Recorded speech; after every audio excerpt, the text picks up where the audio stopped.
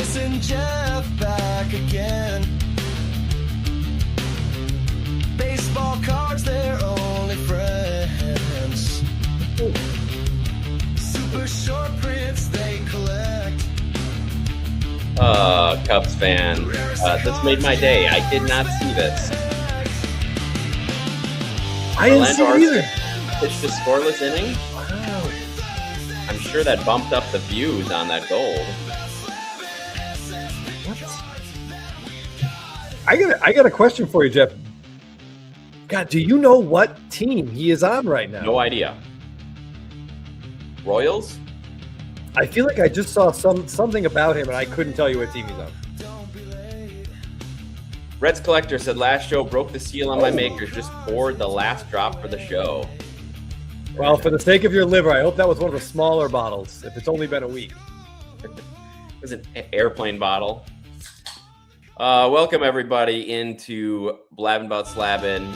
This is the second time that Chris and I have been on today. In case you watched our video, we post our early reactions to the PSA bulk value shutdown earlier today, along with just about every other channel on YouTube. So I wouldn't be surprised if it got lost in the shuffle. But if you want to know some of our thoughts, check that out. I'm sure we'll talk about it tonight as well. But happy Thursday, Chris. Happy Thursday, guys. And yes, it is Minnesota. Minnesota is where RC is. I remember now why, because I was looking to see how Luke Keeschel had been doing, and he wasn't playing, and Arcia was taking his spot. That's how bad. At shortstop? At second base. Who's playing shortstop? Because I know Royce Lewis is over at third over there. But no, Royce Lewis is in AAA. I'm trying to think who played. Did Royce Lewis get sent down again? When they played the Brewers, he was playing third base. Wow, Reds Collector. That's an impressive. Well, it's Memorial Day weekend too, so I'm sure everyone did a little bit of damage there. Brian noticed you've combed your hair since earlier. I haven't combed my hair in a long time, but I did shower just before the show, and a lot of times I don't get a chance to do that. So yeah, I do look a bit more put together than in the other. Yeah, they were literally worried about not been awake long. Your last one. Yeah, quiet news day indeed. Brooks Lee, thank you. Staven Sports Cards and Cubs fan forward is Brooks Lee. Oh yeah, although he's been getting more reps at third base because apparently he's bad at shortstop too, defensively. All I know is Luke Keeschel, I believe, has 1 home run in the season. I was so excited for him this year in a couple of different leagues, Jeff. Yeah, nothing doing. Tristan Gray, isn't that a character from a book series? It sounds like 50 Shades of Gray. Is that no? Wait, is that the guy with the painting? Oh, that's Dorian Gray. The picture of Dorian Gray. Yeah. Is this a video to talk about PSA and all the excuses they use to raise prices? Well, I mean, to be honest, part of what we slam them on is their ineffectiveness at pricing. In fact, they should have raised prices earlier, especially for my money on TCG. But yeah, it's a failure to raise prices. But Piscataway Mike, hold on. Will's, it wasn't enough. I needed 2 more slaps. I think it's very evident by how I looked that I need at least 2 more slaps. But okay, hold on. That's Christian Gray. Jeff Black. I knew somebody here would be a 50 Shades of Gray fan. That's not the viewer I would have expected, though, Jeff. I know. Well, you never know. You just never know. Obviously, I think M. Parsons was just a little bit too nervous to admit that she knew who that was. Sorry, Jay Urseth. Twins. Hey, how about that Brian Buxton, though? He's going to look good in Atlanta this summer. I want to see Byron Buxton in a Braves jersey so bad, Jeff. I just can't handle. Oh, yeah. I mean, we need a right-handed bat. Still struggling against lefties. Like, literally, they started Dominic Smith today against the lefty, which they really shouldn't do. Yeah, Big Pog. That's not what you expect. But again, the first 10, 20 minutes of our show, it's unpredictable. You could go on Kalshi and be a billionaire very quickly if you could correctly guess what's going to come up in the first 20 minutes. And never mind that big PSA news. Let's talk about the picture of Dorian Gray. Right? And what an excellent comic book character, he became in the League of Extraordinary Gentlemen. League of Extraordinary Gentlemen. I wonder if that got a reboot now, how it would do. Crazy Cryptids. That's nicely done. That movie, like Jeff, as bad as that movie would benefit now from all the sort of the reboots, because the League of Extraordinary Gentlemen, you could get a lot of meaty actors in there. Wasn't Connery in there? That movie ended Sean Connery's career. He literally he hated it so much. That's He's it. Done. Absolutely done. And probably still laying awake thinking about how much money he passed up by not playing Gandalf. But I think we all benefited from that. Agreed. Lamar, don't you find it interesting that PSA shut down shortly after buying BGS and SGC, and yet both those are still wide open? And wide open is a little bit of a stretch there because they're both running into delays as well, mainly because they sent a lot of their workforce over to PSA, which, Chris, before we go any further, somebody did comment in our video today, and I think this was specifically directed at you because you suggested shuttering BGS completely. I did. Sending all the employees to PSA, and this person's thought was, well, if you're just using BGS employees, sending them over to PSA, isn't it putting more of a premium on the plastic than should be? Like, why wouldn't you just send them to BGS if you want those graders' opinions? Why send them to PSA? Yeah, I mean, I guess that's an interesting way of looking at it. I just don't think the value is not in the BGS slabs. I mean, they still might have good opinions on cards, but you're right. The plastic that their opinions are being attached to, we're seeing the value of that plastic fall and fall and fall. Yeah, and that's the bottom line. And I commented something similar to responded to quite a few comments that it's a value proposition. And I can't remember who said it, but somebody talked about the other companies having, if they should just have the same value. Well, should is fine. It doesn't matter what a perception is. If the reality is, if a PSA 10 of a card is worth $100 and a CGC 10 card of that same card is worth $50, your value, your money is better placed in purchasing the grading that would get you the higher value. Agreed. Jay Urseth dropping a little philosophy on us. If a card is graded in the woods and no one is around, does it get a grade? Well, it gets a grade, but does it matter by whom? If it's dropped in the woods and comes out with a grade, does it matter who graded it? Only what's on the sleeve, what's on the flip, right? Hangers or bangers? Actually, I kind of wanted to say something similar. I think there's a strong argument to be made, Jeff, that PSA shuttering all the value services, that it doesn't really matter that much for the hobby. Like, the people who are really going to lose out here are the flippers, the buy to grade to flip, like that little 3-step moneymaker. But that's already been shut down more or less by the delays that we have seen. So, I mean, is that going to change really anything about how you and I collect? We're still going to buy the cards that we want. The only difference will be we'll grade them later, like if we want to grade them. I don't think we should not be panicking about this at all. I would say just stay the course. Do what you want to do. Collect how you want to collect. And eventually, if you decide you want to grade some stuff, go for it. But yeah, we might see that is one benefit that Hangers or Bangers points out, is when Series 2 comes out and now Bowman is out, we're going to see more raw cards hit eBay than we normally would. I think that's great. True.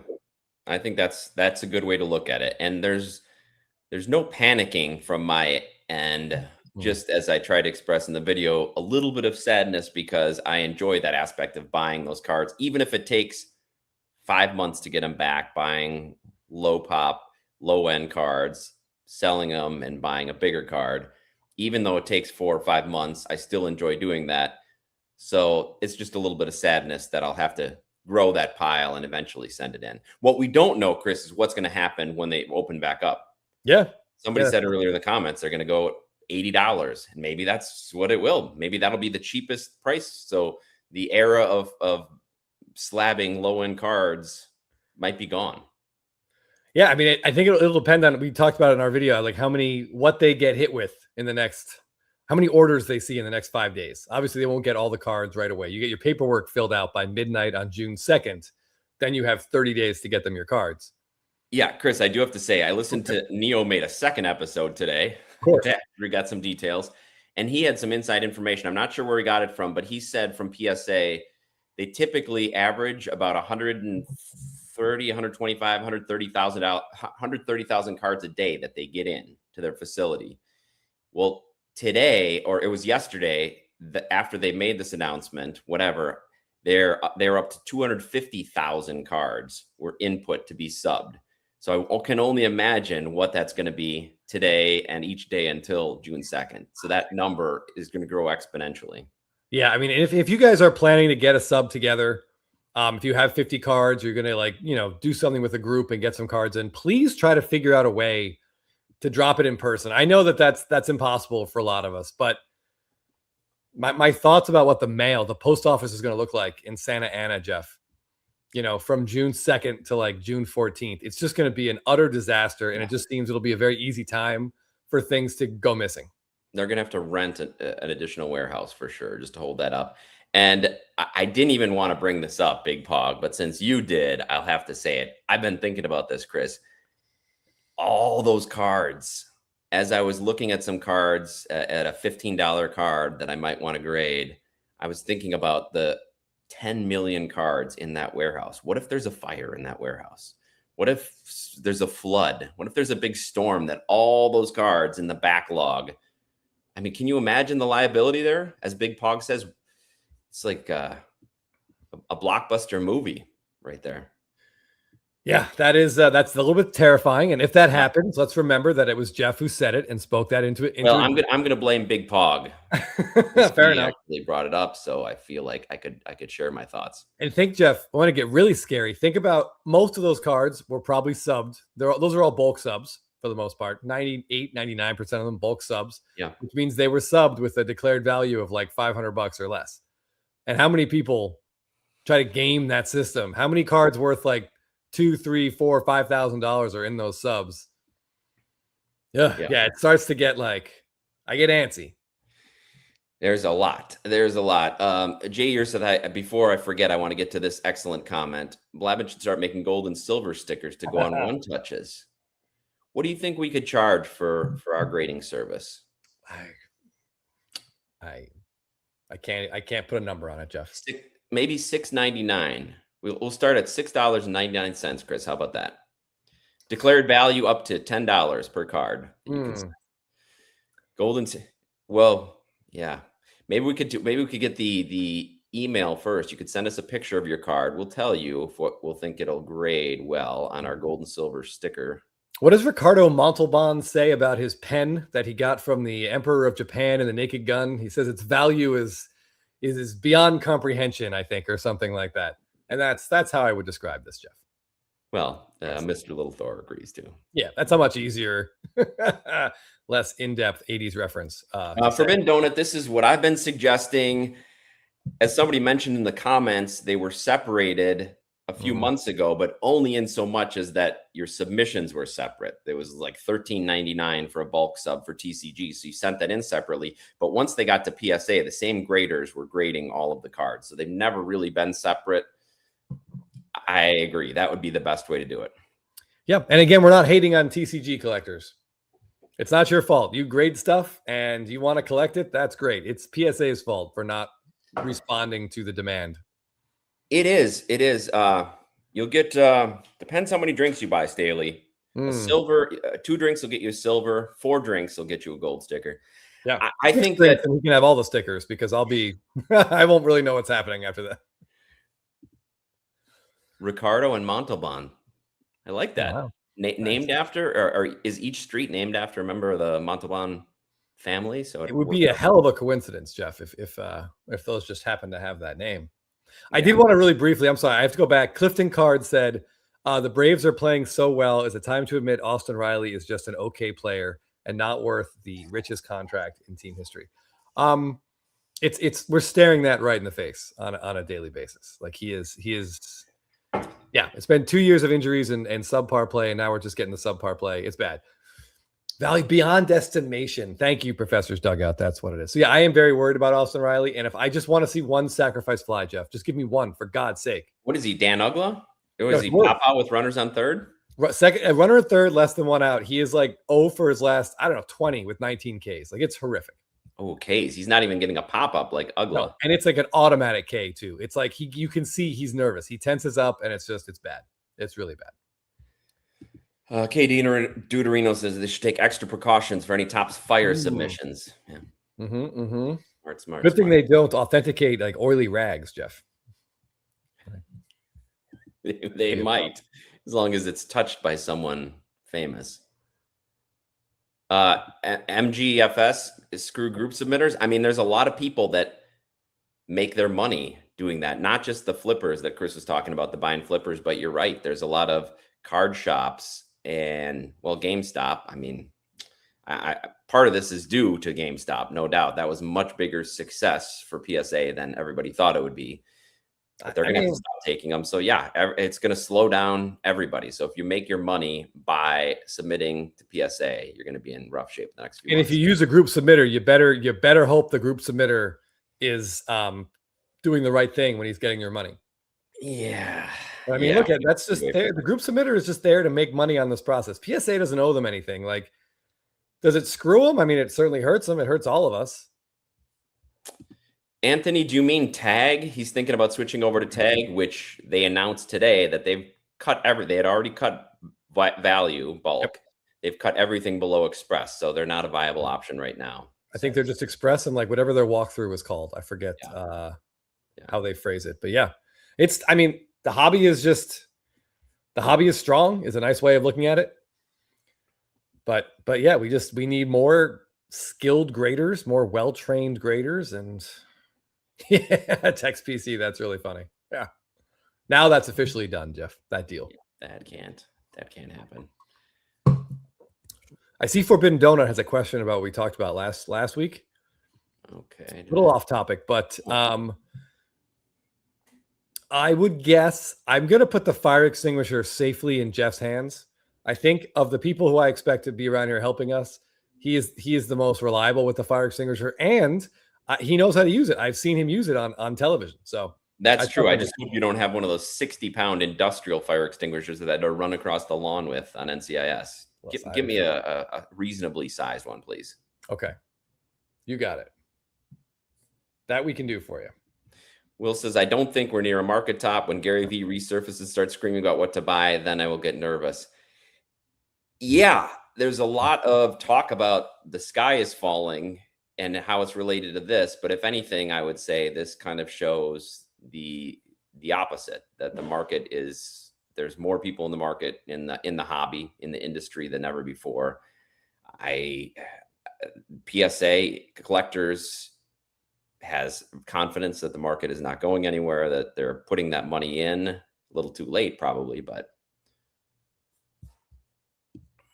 so the hobby is strong, but industry is not. I don't know. They're still making money hand over fist. I don't know. Yeah, I mean, I don't know what the industry. Oh, did I miss it? Oh, I think I'll order a tab. Sorry, buddy. There's a lot of comments, and I'm trying to get the trivia link up. And my eyesight today is not great. Eric, this won't happen if minor league players play next year.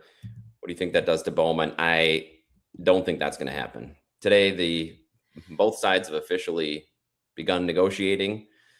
Probably a non-starter. I don't think there'll be a baseball season to start 2027, but I don't think minor leaguers are going to cross the picket lines. No, I don't think so either. And I'm glad they're starting now.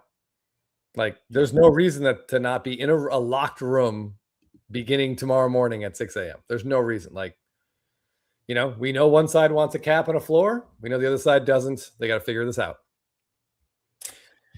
I thought they had different seed. Oh, you mean just if the minor league season would go on? I thought you meant like replacement type players.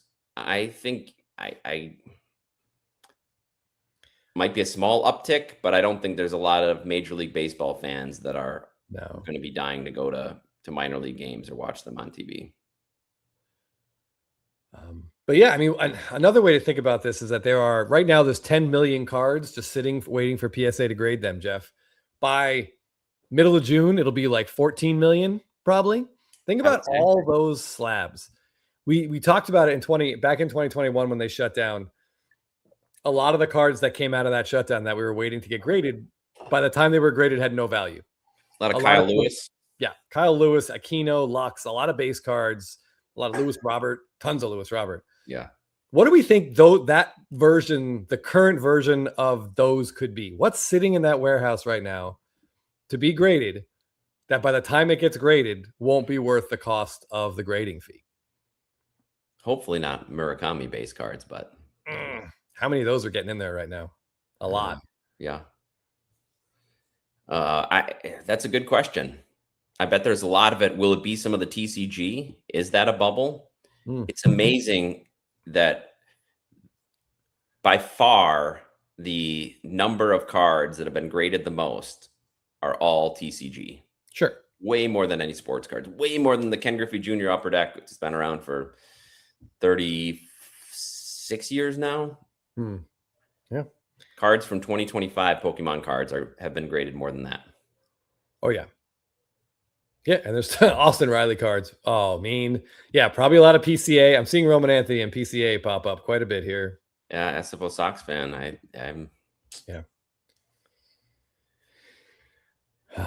Yeah. All right. While we're thinking about that, ATL Jeff Black. Yeah, Freddie Freeman did say something about how now that he has his daughter, which I believe is their 5th child. Jeff, is it 5? I think it's 4. I think they have 3 boys. Oh yeah, they have a son, then twins, and now a girl. You're right. It's 4. Yeah. But yeah, he had said before he wanted to play, and until he was in his 40s. Now he's saying he's not so sure. 3,000 hits would be nice, but I think he's in that phase where, well, you have 2 kids. I'm sure shortly after you had them, you just want to spend all the time you could with them. Now they're older, you aren't as interested. But I feel I feel like and by next year, I think Freddie's stance will change. He wants that 3,000 hits, but maybe he knows there won't be he might miss games next year. Who knows? He does, and if your family is in the same town as you, it's pretty nice. Yes, you travel a lot, but you still get to sleep in your own bed half the season, and you get the entire off season. It's not like you got to be working at the grocery store like Jim Brown had to do in the off season. So you get a lot of time that way. Poolside Burrito, they're very far apart, and I just wanted to highlight what Jay Ursa said, and I saw this too. I'm going to post about it on Instagram. The Dodgers would be $175 million over the cap. And to me, that's the biggest reason that this doesn't happen, because of that. What do they do? How do you solve that?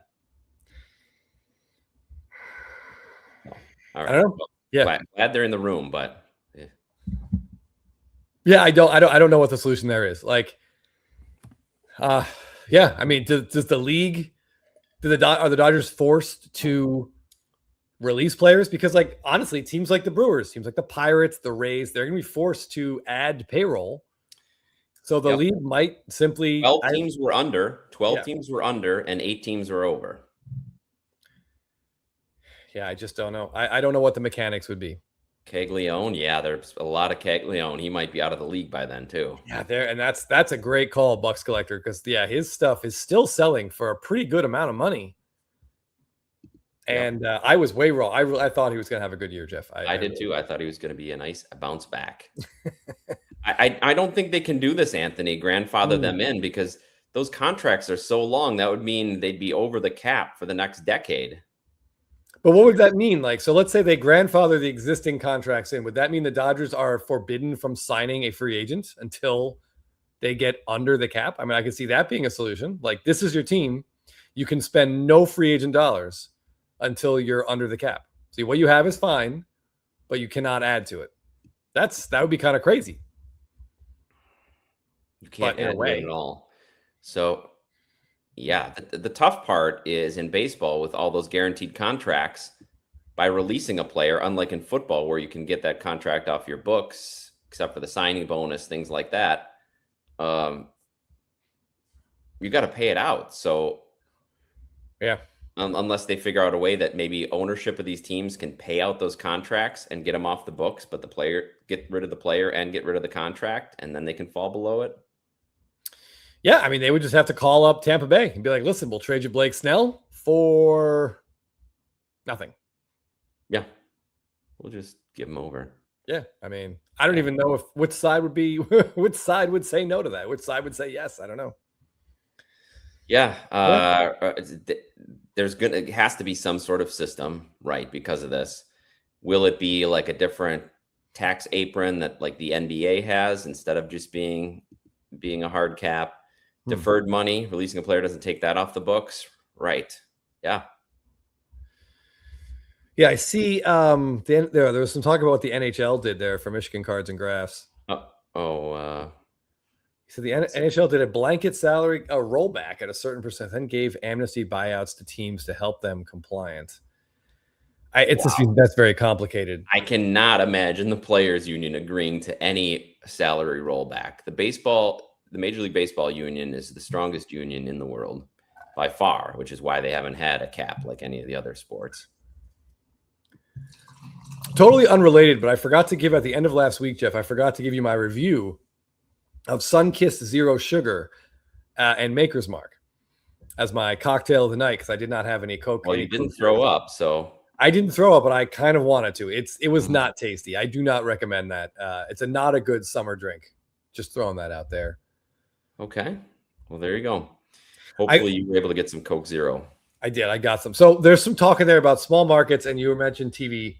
So I just thought about where Major League Baseball is going this year through the MLB package, if you will.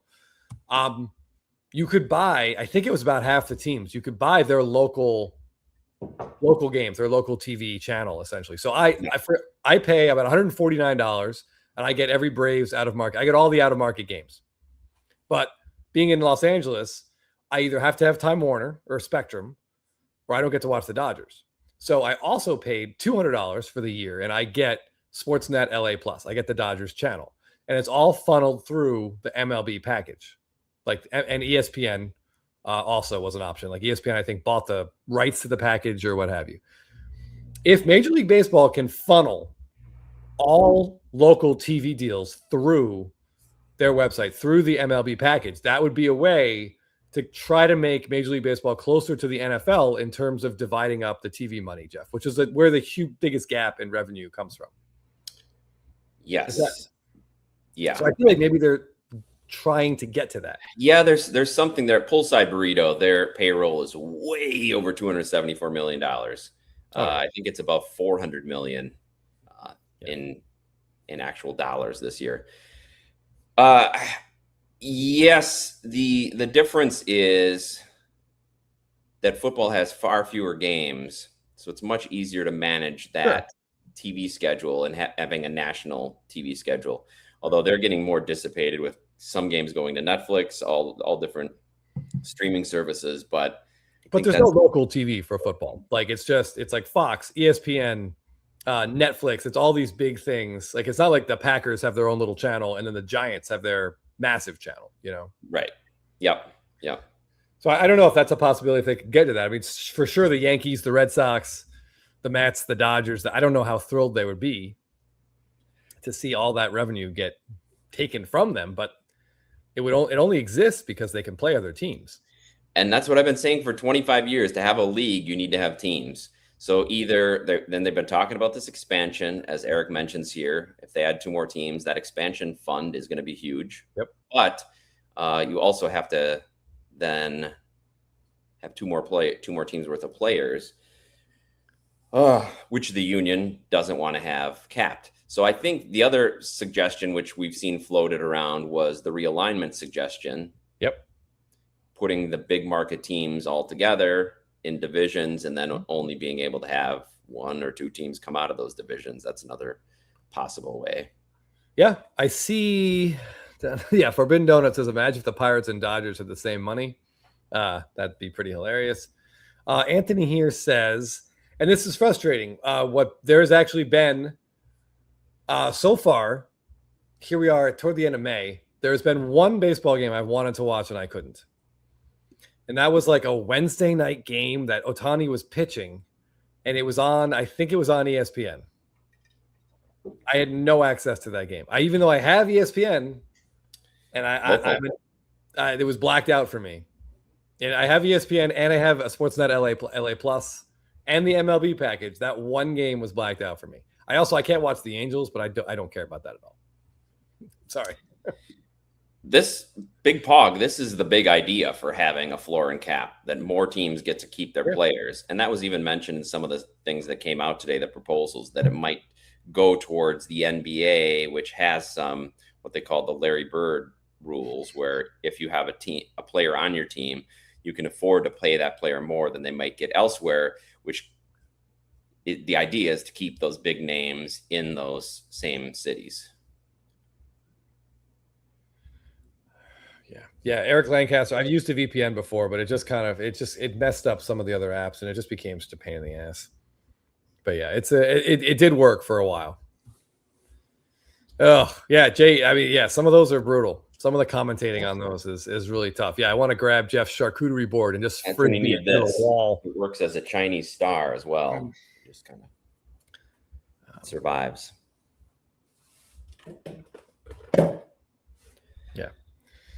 Yeah, Steve Marino, that is obviously what the commissioner and the owners are trying to do. They want to get the salaries down, but the league is making so much money. And it seems like the Atlanta Braves, who are publicly traded now, all the filings are out there. You can see how much the Braves made. They're making a lot of money, and they're not the most profitable team. The floor does include the benefits, which I think was listed at about $23 million. So the floor is really a little closer to $150 million in this proposal. And I get this. I get the suppressed wages, but at the same time, what they're arguing about is the split too, the split between owners and players. I hate the idea that they want to suppress the wages, but I like the idea that there should be some parity within the teams. So have a higher floor and cap. And then if owners of those teams in those cities don't want to at least get to that cap or have a struggle getting to that cap, then they've got to sell. That's just the way it should be. Yeah. Yeah. I mean, we really don't want owners. Storms. Yeah. Kyle Tucker getting $60 million a year is a joke. Yeah. An absolute joke. Hasn't even been good. That's the funniest part. Like, okay, real quick. Brian Combs 340 says, where do you recommend sending cards? I would recommend you don't. Just enjoy your cards and see what happens in 6 months, see where we are. You know, maybe slowly build a stack you want to grade, but just no rush. Don't worry about it. Buy the stuff you want to buy. Yep, I agree. I mean, unless it's a big card. If it's a big card, then it's worth paying what the fee is, because those ways of grading are still open. Yes. Yeah, you can still express. You can still walk through if you got a high dollar card. And those are almost always worth slabbing, even if their condition isn't good. Well, D3, if you want to find out more about it, you can watch any of the 15 to 20 videos currently on YouTube. Oh, I think you're underselling that, Jeff. I think you put a 0 on the end of that one. By now, there probably is. You're right. Long story short, D3, if you have a sub for PSA, you better get it in, get the paperwork done by Tuesday night. Yep. Another one. Oh, good for you. Baseball question. Hold on. I got to show you guys something. Sanchez, is he going to break Hershiser's record? I always assume records won't get broken, Jeff, and then they end up getting broken. But probably not. I think not. Forbidden Donut has to be 15 plus billionaires or groups willing to spend that level of money to be relevant. Yeah. And if there's some sort of level playing field, you could absolutely get that done. I want to show you guys a text message I sent to a friend of Jeff and ours, who's a big Phillies fan. We've traded some cards with him. We've done subs with him. He's a good dude. He plays in our fantasy league. His name is Eric Doyle. That's not really important. But anyway, again, like I said, big Phillies fan. I sent him this text. Now, I want you to see the date on there. It's April 30th. And Christopher Sanchez was in his third start in a row, Jeff. He was giving up like multiple hits per inning. Like he had a little stretch there. He was very, very hittable. Yes. And you had proclaimed him as a Cy Young favorite prior to the season. Huge fantasy asset. Which is normally a death knell, I admit, for anyone. Me speaking positively about them does ruin them. I sent him this text at April 30th. And since I sent him this text, his response was, it's just baffling. Since I sent this text, he did not give up a run. He has not been scored on. It's pretty incredible. Can you send that text about Paul Skeens? Because he's been very mediocre at best. Yeah, Doyle and I talked about this during Sanchez's start yesterday, and he's like, all right, well, send me more text. I'm like, dude, I've complained about Acuna for like 3 weeks. I can't do anything else about that. Well, until today. So maybe I finally hit the limit on it. Collector Charles, you a card like this, you have to send in to PSA. Yes, and at that level, you can still send. Yeah.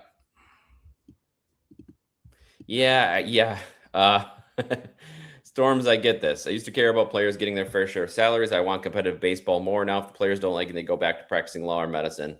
Totally get that view. I remember even when we were kids, Chris, players had off-season jobs, or a lot of them. Not stars like Nolan Ryan, but some of the players coached in the off-season. They are making an insane amount of money, yes. But the owners are too. So I would like to see everybody get their fair share of money. And if there's money left over, maybe cut the ticket prices down so more families can go. That's what I would like. Maybe pay the minor leaguers a little bit more. I do want to say, got some requests. Send you a text. I complained about Caglione. To be fair, last year I was all in on Cole Reagans. This year I was warning people. I didn't understand a lot of these, average draft positions, Jeff. He was going like in the top 12 for starters, was as if he was fully healthy last year. In our auction league, he went for like $30 some odd. I'm like, what are we doing? But yeah, the Royals are in trouble. Yeah, they're in big trouble. I just want to get to this comment about Skeens, because he has been really, really inconsistent. That's the problem. Yeah. Let's see if I just want to bring this up. So Skeens, you could see here, is coming off 2 Skeensian starts. And then the other starts, he hasn't gotten out of the 5th inning. And a lot of earned runs, a lot of hits. He's been very hittable. So he doesn't walk very many people, which keeps his whip low, but he's been very hittable. He's just not the same pitcher he's been. Look, if 4, 5, and 3 are the runs that Skeen's going to give up when it's a total blow up meltdown start, that's really not bad. Yeah, but in fantasy, when you're paying a fortune for him and then you're seeing a lot of other players pitch better, it's very frustrating. Yeah, it's frustrating. Yeah, I mean, and even look at his strikeouts. He's barely striking out more than a guy an inning, which is unusual for him. How good is this dude that we're like 60 innings, 65 Ks, and a whip of 0.8, and we're like, oh man, this guy's killing us. Well, he's killing anybody in leagues where you have to get quality starts or wins or both. In my case, he's just been very underperforming. So not happy with that. I gotcha. He's a little much rather have a Cam Schlittler or Miz. Well, wouldn't we all? Yeah, I was watching Mizorowski pitch this week, Jeff. I told you that I don't know how anyone ever hits him. Like, it was ridiculous. He's been crazy. I almost can't even say this because it's so infuriating. Ooh. Yeah, 10K, very inefficient. Very inefficient. He gave up 3 runs, but only 1 earned. I think he had 103 pitches in 5 innings. Come on. It's got to be better than that. Hittable. Did anybody watch Skeens the last 2 years? Has anybody seen him compared to this year? Oh my gosh. He's very hittable. Yes, for him, yes, he is hittable. Yeah. Yes, but he is still great. Stop watching. Chris, I kept Woodruff over Mizorowski in one of my leagues. In our head-to-head league, the guy who didn't keep Mizorowski is pretty upset at some of his choices. I would imagine that's pretty bad, especially with that many keepers. Yes. Yeah. Hold on here. Keel Mabane, thank you very much. I like seeing that. And we got the Braves are heading to Cincinnati, Jeff, and Acuna might be waking up after today's 2 stolen base grand slam performance. So no, I don't think there's a better ballpark in the National League to stroll into. How many steals does he have on the year? Oh, it's like 11 now? Something like that. That's pretty great. Double-digit steals. Yep. Hold on. Somebody asked about punishing. I don't know who would be punishing Ohtani about innings, but maybe means it's qualifying for awards. He's just under the qualification for the ERA title, which he would definitely be taking over. But by the end of the season, he should get to the minimums needed. Yeah. Yeah, they're not letting him completely off the chain or off the leash, which is exactly what they should be doing. Yep. Yeah, he's don't look now, Chris, but he's already got 4 WAR on the season. Everybody thinks he's having an off year. His OPS plus on the year is 151. Like Skeens, it's great, but it's not as good as he's been. But hey, he's also one of the 10 best pitchers in baseball. Yes, so I think I would let him off the hook. Skeens has a 1.4 WAR and Ohtani has a 4.1. So you extrapolate those for a full season. There's quite a difference. Yeah, and I still think Ohtani's WAR is grossly undervalued. Yes, undervalued. He's still at 4.1. Yeah, I think it should be. It should always be more than that because he's an extra player. What? Cubs fan, someone dropped Acuna. I hope you mean Luis Angel Acuna. How does that happen? I mean, I've almost dropped Tatis, but I mean, he has been horrific. He's just sitting on my bench for the most part. You put him on the bench. Oh, man. God, you got to make sure, Cubs fan, you have a screen cap of who he picked up when he dropped Acuna. Because we will need to revisit that at the end of the year. Yeah, there's no minimum for the Cy Young, but there is a minimum for like the ERA title. Yeah. There's a minimum for the batting title. You can still win MVP, of course, but sure, yeah, you can win the Cy Young with anything. Relievers have won throwing 70 innings. Yeah, M. Newbert, that's fair. Yeah. Oh, and he's got a game against Brady Singer at Great American Ballpark. All right, maybe Acuna is. I like the sound of that. Professor, this is awesome. True Blue first auto. Wow. Spring 2023 for $37. Wow. They were that cheap back then, Jeff? Yeah. Yeah, because he was he was a hard-throwing prospect. Everybody thought he would be destined for the bullpen because of how hard he threw. And everybody thought he'd have Tommy John by now. Yeah, I remember he had like his control wasn't exactly on point last year.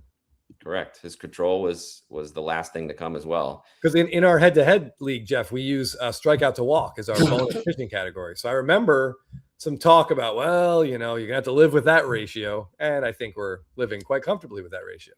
Yes, I'd be very happy with that ratio. You can walk people when you're striking out. 2 per inning, basically. I mean, it's outrageous. He's got 100 strikeouts on the year, Chris. Now, is that more or less than Murakami? Well, yeah, that would be a good competition. Who's going to strike out more times? Let's see how many. He's only got 19 walks, so he's more than a 5-1 in your league, Chris. That's what was it last year? 87-31, so under 3. Yeah, that's a pretty and about the same number of innings. He's struck out 13 more and walked 12 fewer.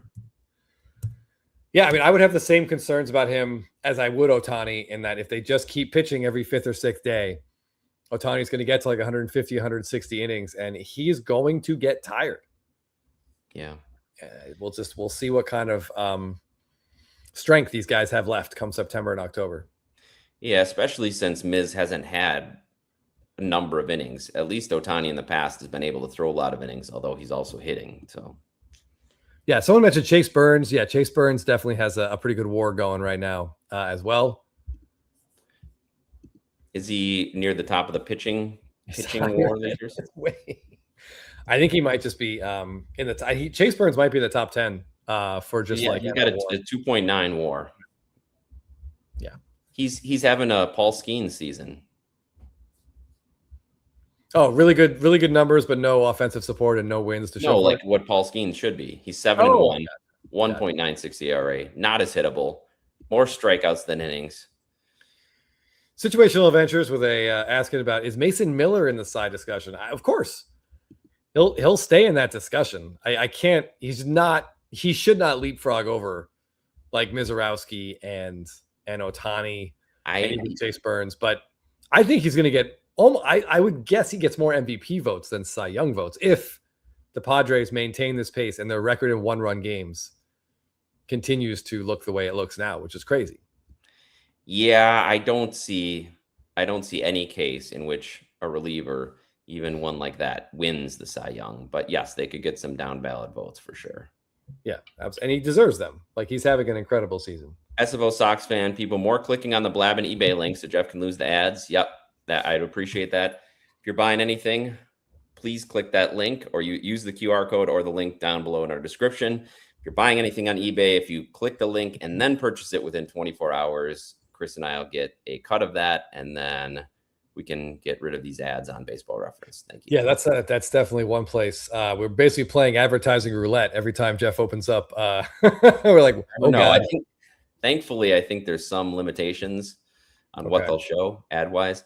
Chris, no, he's not passing Nolan Ryan's 383, but how many innings? Nolan Ryan probably pitched 300 innings that year too, which nobody ever comes close to pitching. That's right. That was pitching every 4 days, and pitchers usually went 8+ innings. Yeah, Len, with an interesting question here. Bobby Witt signed that extension in Kansas City, and I'm sorry, Kansas City card connection, but the team looks dreadful, and it's hard to see a light at the end of that tunnel. So, poor Bobby Witt, he could end up being the next generation Mike Trout, just putting up amazing numbers. And September 30th comes around, and we just clean out the locker and we head home. Hopefully not, though. 2 thoughts on Bobby Witt. One, Chris, do you notice we have somebody in our spitballing comments that keeps saying Jaron Duran is a better player than Bobby Witt? Yes. Every episode. Every I don't know. And second of all, maybe, but baseball is one of those sports where you don't have to be in the postseason to be a star and be collectible. It helps. No, but we want to see it. We want to see it, yeah. And the AL Central is a really weak division, so I feel like that the Royals can get their act together before that contract is up. Yes. I do just want to say that if you think there is a lot of similarities between the two players, they share a card in 2025 Topps Tribute, a card that I absolutely love. I would love to put this set together. There's a dual auto set in 2025 Topps Tribute.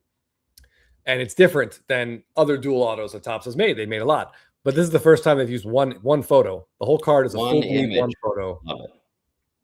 This card is fantastic. I really, really want one of these, Jeff. Yeah, me too. This whole set that they put together in Tribute was a great idea. The dual autos on the same photo. Yeah, there's some incredible. There's a Cunha Albies if you're a Braves fan. There's an Altuve Jordan if you're a Astros fan. The Goldschmidt Arenado if you're a Cardinals guy. There's two Otanis. There's Otani Trout, and then I believe there's also Otani Yamamoto. And I think an Otani Yamamoto sold for an outrageous amount. Obviously, I'm sure it would. I mean, that's got a huge built-in fan base. But they look so clean. Pull side, everybody's got a chance to win the MVP. The question is, how much better than the best player on the best team do they have to be? So if they have similar stats to like a Judge and he leads the Yankees to the playoffs, he's going to win it. So Bobby or Jordan have to really be that much better. It hasn't happened for a while, but Andre Dawson won it for the last place Cubs. Yes, there is a Rollins Ryan Howard. That's a great call. Staley with a really interesting. I want to say thanks, Emophobic. Thanks, buddy. My liver thanks you, and my life insurance my wife's life insurance policy on me. Thanks you. If that makes sense. Staley was interesting bit of trivia here. Was it the Royals that swept the Angels the one time that Trout made the playoffs? Was that 2014 or 2015? I think that those are the 2 years the Royals were in there. They lost the World Series in 14, won it in 15. It was definitely before Bobby Witt's time with the Royals. For sure, but that would be kind of funny. I don't know. Fitting in a way. Yeah. Situational adventures. If there are ad reads in Blabbin, can they be done by the smooth voice of Filmington? That was pretty smooth, I got to say. I mean, it was, to be fair, it was the 63rd take, and I really think he nailed the 62nd, but he wanted to go that one more. He's truly the David Fincher of the spitballing world. He just gets down a little bit into a register. It gets into his own. Good points, SFO Sox fan. Witt does have more personality. He gets out there more, and he is a collector. That could help. Maybe Jordan ends up in Milwaukee. Wins the MVP going on a tear in Milwaukee. I would love to see Jordan get out of Houston. I would love it. And does Milwaukee make sense though, Jeff? Could he and Yelich combine to play left field enough? Well, Yelich can't play in the field at all. He can barely play every couple days. Okay. So, all right. So then they could do something. I mean, maybe they get Houston. They would give better prospects if Houston takes Yelich back. But I don't think you guys want to give up Yelich. But maybe it would be nice to get out from under that contract. But I what's it worth to you? A playoff run. Jesus Made to Houston Oh, man. for Jordan and Hunter Brown. Yeah. Throwing Hunter Brown, we could do it. Made, he's the youngest player in AA. He's tearing up the league. He's 95th percentile in all major offensive categories. He's a monster. He's going to be a monster. That would be fascinating. Who would say no? What side says no to that trade? I'd have to see Brown's contract, but I'm guessing it's pretty team friendly right now. I think he's a free agent after 2028 is what I read. I think. All right. Hatless. Suspect is hatless. Most pitches thrown in the game. Oh my gosh. 226? I would guess it's more. It's probably like dead ball era, something in the 300s. Probably a college player whose coach is just throwing his 19-year-old ace starter 300 pitches. And Eric, you're right. Phil did not have extra smooth maker's mark, which goes really well with lime or no lemons. I'm just kidding. Trout is a collector. We do need a bat collector, Charles. We do need a bat in that lineup. I was thinking the Braves could use him, honestly, but they really need a right-handed bat, but who cares? Jordan hits lefties. They'd be really lefty heavy, but I would send them the farm for Jordan and Josh Hader if Hader's healthy. Trout went 1 for 12 with a homer against the Royals in the 2014 ALDS. Staley Gilmore, that's a great pull to come up with that matchup there. And thank you, Staven, for the confirmation. I think we'd have to poll Wisconsin, but I think they would do this. Dozen Culver's franchises. Devers and more. Oh, guys, you're getting me too excited here. They're never paying for a big bat. Anywhere out of San Francisco he would. I mean, that ballpark is it's killing him. He hit one of the longest doubles, like in the last 2 years of baseball. They were saying on the broadcast. I think it was like 420 some odd feet. It hit high up off the bricks, like down in Triples Alley, they call it. And about an hour after Aaron Judge's 360-foot home run. Infuriating. They could get Scooble. But Jordan's not a rental. He's locked in. He and Brown would both be locked in for at least 2 more years. They've got like 4 guys that could replace Ortiz at any moment. Don't know why they don't. I'm excited for the deadline, though, Jeff. I think there's going to be a lot of. I think so too. A lot of moves. There was a question I had, a question I had. Let me find it, Chris. From Jeremy. Sold a bunch of stuff to make funds available for a big purchase. Awesome. Do I go after Churio Dynasty RPA or Heritage Red Ink? Okay, 2 awesome choices. Now, with a caveat, I have both. I have his second-year Red Ink. I do not have his rookie, and I did buy a Dynasty RPA last year. So I do have that. I've wanted the rookie Heritage Red Ink, but every time you see them, they're off center. Yep.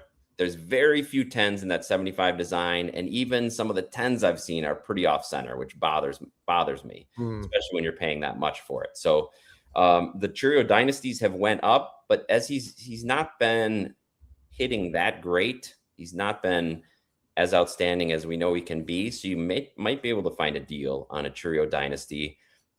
I think that would be the way to go, unless you could find either a centered Heritage Red Ink or maybe a lower grade for a cheaper price. Yeah. If you've got funds available, you've done the hard part. It's time to be picky.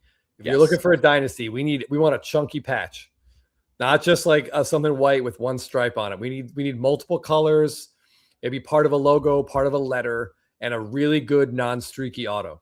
If you can find that in a Churio dynasty card, that's where I would go. I have no problem with this SFO Sox fan, but the 9s, the offsetter 9s just bother me. I just don't like the way they look. I'd rather have a centered 8 that maybe the corners aren't sharp on it, but that 75 design just shows so much. And Topps was so true to its heritage by off-centering a lot of those cards. Off-centering, hey, Professor has a centered one. This is exactly, this is the kind I would go after, Professor. Yeah, because you just see it immediately. Yeah. I think they're numbered to whatever, 70, 75, I guess, and I bet maybe 20 of them are going to be dead centered. Yeah. Okay. I see John Mayer says Brewers should trade for Trout. I see Billy Fletcher saying Mike Trout, future Brave. I got excited at the prospect, but I'm going to be honest. I do not want Mike Trout. The Mike Trout we're seeing now, basically post series at Yankee Stadium, is good. It's fine. But it's fine. It's good. He's having a good year. Yeah, but is it 35 million for the next 3 full seasons after this, or 4 full seasons after this? I don't know, Jeff. I don't think it is. No. But if the Angels want to give him away, actually, I mean, given the state of what we're talking about, where Kyle Tucker's making 60 million, then yes, a guy with 150 OPS plus is worth that much. But you don't know if he's going to be healthy. That's the big if. Yeah. If the Braves did get him, that he goes to left field, and I hope he solves what has been like a 5-year problem in left field for the Braves. Yes, I'm taking Buxton over Trout. Yes, I want that. Give me Byron Buxton over Trout. Yes. I do think there is a chance, Jeff, that if they did trade, if a team trades for Trout, that he gets invigorated. I mean, that's like the hope, right? That the idea of waking up and realizing I am in a pennant race, I am on a playoff run. Yes, it could activate something in him, but there's no guarantee of that. Mile High Ty, he doesn't really fit on the Brewers, but I like him as a player, and he would hit monster bombs in that ballpark. Oh, yeah. You're right. His defense is suspect. Who's your first baseman right now? Bowers? Bowers is great at first. And they also are putting Andrew Vaughn there now that he's back. So they have their first basemen are actually hitting well. Yelich is kind of clogging up that DH spot. So there'd be a way to get him in the lineup for sure. But you're right. They would have to give up a lot on defense to do it, and a lot to probably get him there. So I don't see them doing that. Yeah. I don't think it's a fit there. Mile High Ty, his April was absolutely horrific, but his May was very good. So he seems to be trending in the right direction. I think he makes a lot of sense for the Yankees. Yeah. I don't think if the Giants did decide to get out front of that contract, I think they'd give him away. And you just slot him right there behind Judge and tell Stanton you're going to be our right-handed bat off the bench. Yeah, probably maybe a day a week. You could put Devers at first. Maybe get away with Ben Rice behind the plate for a game. But in that ballpark, Jeff, just gets 50 home runs. Yes. Easy 50 home runs. Scotty B. Cards, welcome to the show. We're just talking about Acuna earlier, and Chris said he's back on the rise. He's waking up. We got some good information. I didn't say that. I said I hoped. Chris said he's back. He said he had a great series. The chat agreed that performing well against the Red Sox is a huge key to how he can turn around. He's also got a game coming up against Brady Singer in Cincinnati. You should go, Scotty. You should go to that game. See him in person. Anthony, you're probably not wrong. And yeah, Acuna with a homer and 2 steals, Jeff. That's vintage Acuna in one game. Yes, it is nice. Love it. I did want to talk about another Mike Trout card, actually, since we're sort of discussing Mike Trout a little bit. We got our first look at the first card in Series 2 that I wanted to just make sure everyone got a chance to see, because I saw this. I think I got really excited when I saw it. We know that sometimes they pick unusual Golden Mirror SSPs. Yes. But I like this card. I think it's a great idea. I just hope that I don't know what the base card looks like. I'm hoping it's not the same 3 characters in Trout. Like, I hope this is special. I hope it's different than the base card. Yes. We'll find out if it's different. What's kind of funny about this card is that all the Disney characters look like they're Panini characters. No logos to be seen whatsoever. Just stripes and plain hats. It would have been fun if they could have thrown them in some sort of major league uniform. Yeah, that's all right. Disney and MLB, come on, give them the license. Let's go. Yeah, I mean, there's got to be a way to kind of. There's so much money in those 2 entities. Obviously, more in one than the other. But I'm excited for this card, and if I pulled this, I'd be thrilled. I think there's a lot of there's a Mickey Goofy Donald. Oh, it took me a minute to read all the way across there. Took a turn. Yeah, always been a big Goofy fan, Jeff. He was always my favorite Disney character. Love Goofy. Nobody really knows what he is, but nope, that's what looks like he's wearing a prison it guard. Kind of does, right? Have him break some rocks or something. There are rocks out in the outfield he could work on, but this gives me hope that Series 2 is going to get it signed by all 4. It'll be a fun card to walk into Disney with. With those, I mean, they would just wreck it, but it gives me hope that Series 2 is going to give us some cool gold mirror images, Jeff. Hey, Staven, when Yelich plays, he's great.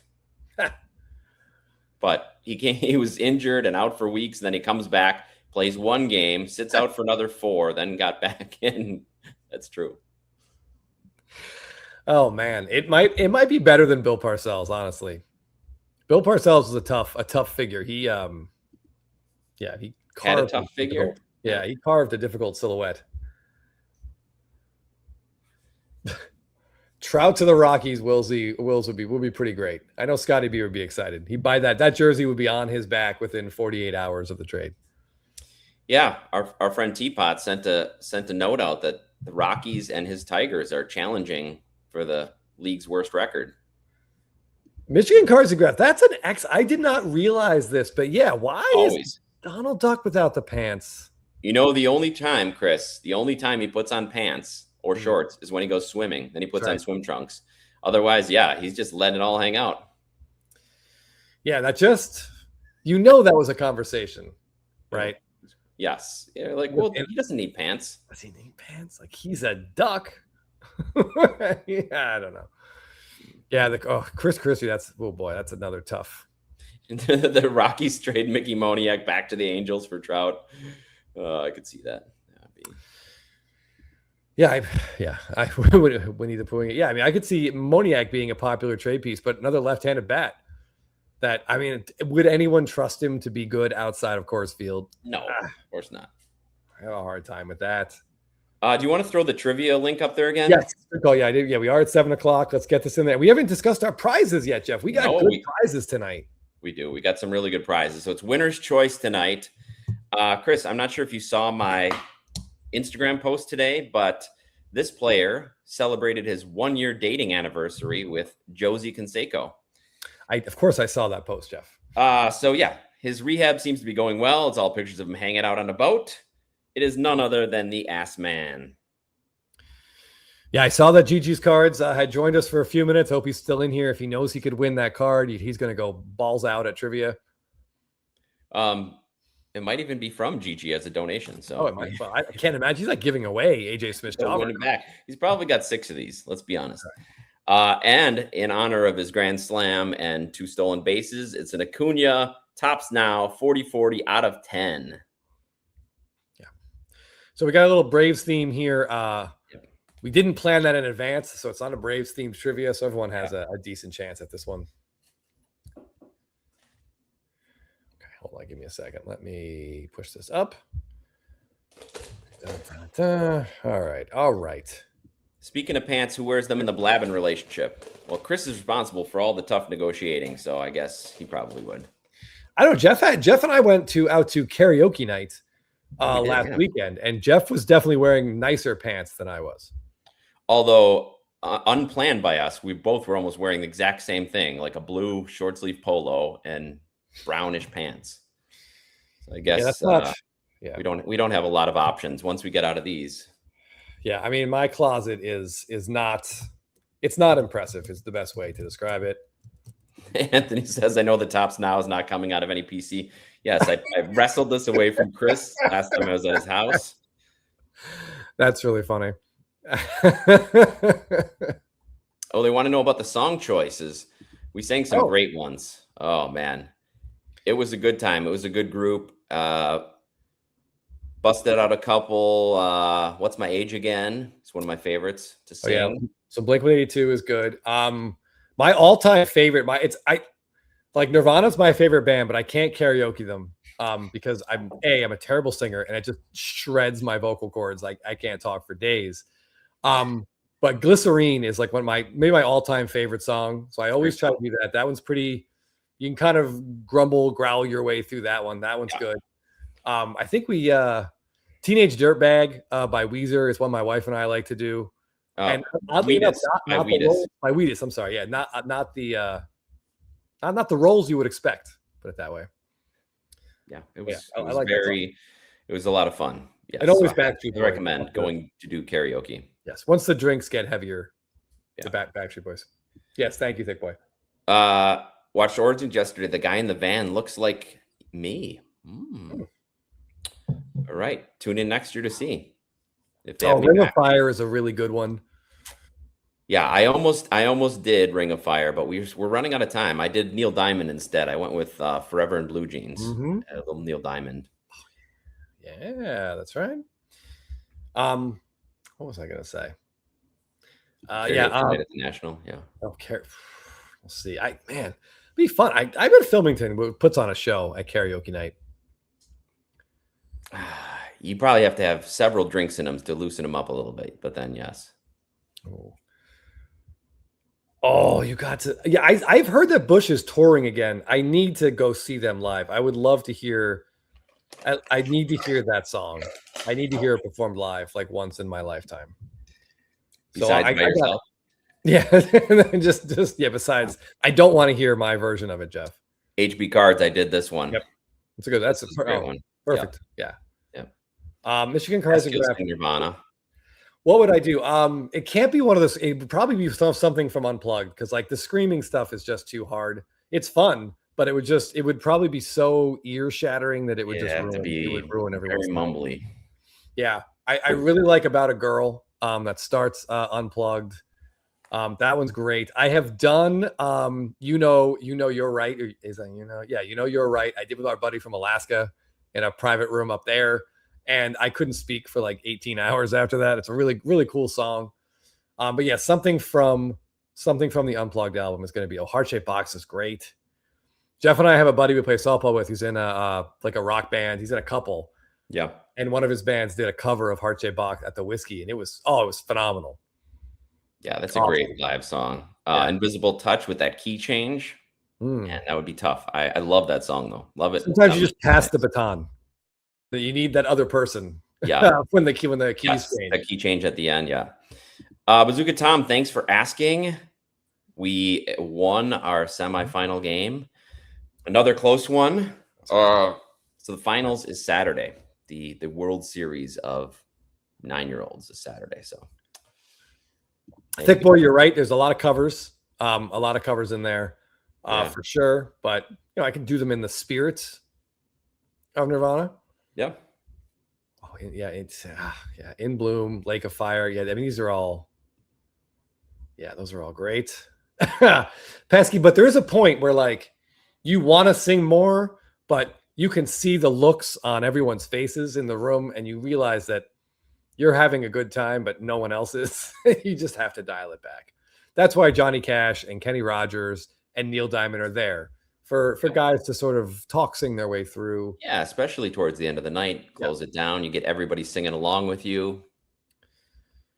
Yeah, there were some really good performances in there too. A friend of ours did a Better Man by Nirvana or by Pearl Jam. I'm sorry, that's a great song. I had never heard that sung at a karaoke. That was great. That was a really good one. He did it really, really well. Eddie Vedder is a fun person to karaoke because everyone knows. Yeah, it's a joke, like just the vowels, You kind of do your impression of them. Yeah. Oh, this would have been a great one, Mike Petty. I Think I Love You by David Cassidy. Suspicious Minds, another great one. It's amazing how fast the time goes. Yeah, we're in there for like 2.5 hours, and each song is like 3 or 4 minutes, but it feels like it goes by in a flash. Yeah, it's a good time. Good time. All right, should we do this? I also Friends in Low Places is always a really that's a fan favorite. That's a good one to do at the end. Great karaoke night. Okay, yeah, let's. Filmington probably does My Way by Sinatra. I could see that. That's almost too on brand. Yeah. Clutching his awesome. Congrats. Championship next Wednesday for Bazooka Tom. Yeah, it's amazing how stressful it gets sitting in the seats, which then you have a new appreciation for what your parents went through. You mean the beer? Well, yeah, I wish there was more beer being served at Little League games today. It doesn't seem like it's not as easy access for a parent to just grab a beer out of a cooler. Yeah, based on YouTube clips and local news footage, I don't think that's as good an idea as it sounds to you and I. No. Most people aren't as even keeled as we would be. Anyway. Okay. All right. Filmington probably shuts the mic on and off between verses. Definitely. That is fantastic. All right, I'm going to put the link in there one more time. You guys 60 seconds to get in there. Win a nice AJ Smith-Shawver auto. Okay. Boom. All right. We do have a rule, as I'm sure you guys all do, in the karaoke room. At least this was my understanding. There's no video footage allowed. You can take photos, but no videos. But then, sure as shit, Sunday morning, Jeff's wife and my wife are emailing videos back and forth. I was like, that foul. Well, I thought it was just that they can't be shared with anybody besides the people in the room. We'll check the verbiage of the contract. We'll have to check the Constitution, but no stairway. Yes, that's another rule. There was also no stairway. No stairway, no American Pie. Yes, we kept the 7-minute songs out of the rotation. Yep. Okay. Real Mike Petty, if you're in LA, there's a new place that opened in West Hollywood. What's it called? Hot Mic? Is that a mic drop? Mic drop. And it's incredible. They've got a big public room, but then they also have a ton of small rooms. You can 6 people, 8 people, 10 people, and you can reserve them by the hour. It's great. So I would highly recommend checking that out. It's a little crowded around there, so we Ubered over, which was good, but it's highly it's a pretty fun area. You have lots of options afterwards as well for whatever it is that you might want to do.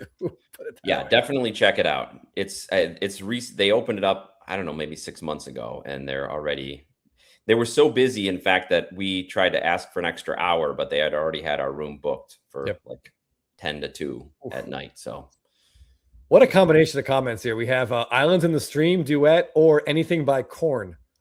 Great opener. Okay. Well, we've got a diverse group of people watching. All right, Jeff, speaking of voices, how we feeling here? Let's go. All right, let's rock and roll. We got a good amount of summing up the Little League travel ball. Yeah. All right. Countdown is starting. And we're at number 70. We are at Thanks a nice those of you who have stuck around. All these 70 trivias. Sent a bunch more trivia prizes out today. So if you've won trivia in the last week or two, keep your eyes peeled for. Yeah, I mean, we've done it 69 times, Jeff. I would say 30 have been won by Clean Cards, Crazy Cryptids, Michigan Cards and Graphs, and Shelly the Turtle. So we're always looking for the next dynasty. There's a lot of people, that are repeat winners. Oh, Timmy Two Hobbies, is Sir over there? I don't know where Sir is, except from watching the TV show. All right, here we go. Who has more home runs in 2026? Nick Allen, Fernando Tatis Jr. That's only it. 2 choices. I This believe better be a one of clean the sweep. players just hit one, right? Nick Allen just hit one. Yes, he didn't hit one last year either. 92% of you got it right. This Correct. is impossible to think that's true, but it is. Yeah, we'll do that every week. We'll put someone else in there. Okay. Get off to a good start. Jason G. Michigan Cards and Graphs did indeed get off to a good start.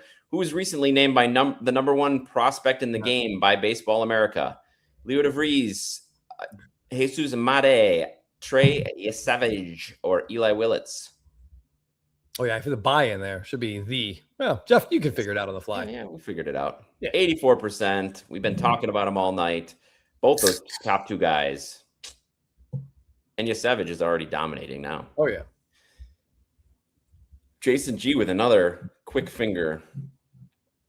86 points. What is this Mookie Betts 2014 Topps Update Gold Parallel number 2? 50, 99, 250, or 2014? SFO Sox fan, that is brutal. Yeah, Kike Hernandez played 2 games. He'll miss the rest of the year, and he has more home runs than Tatis. A wide spread. 48% of you went with 2014. Great job.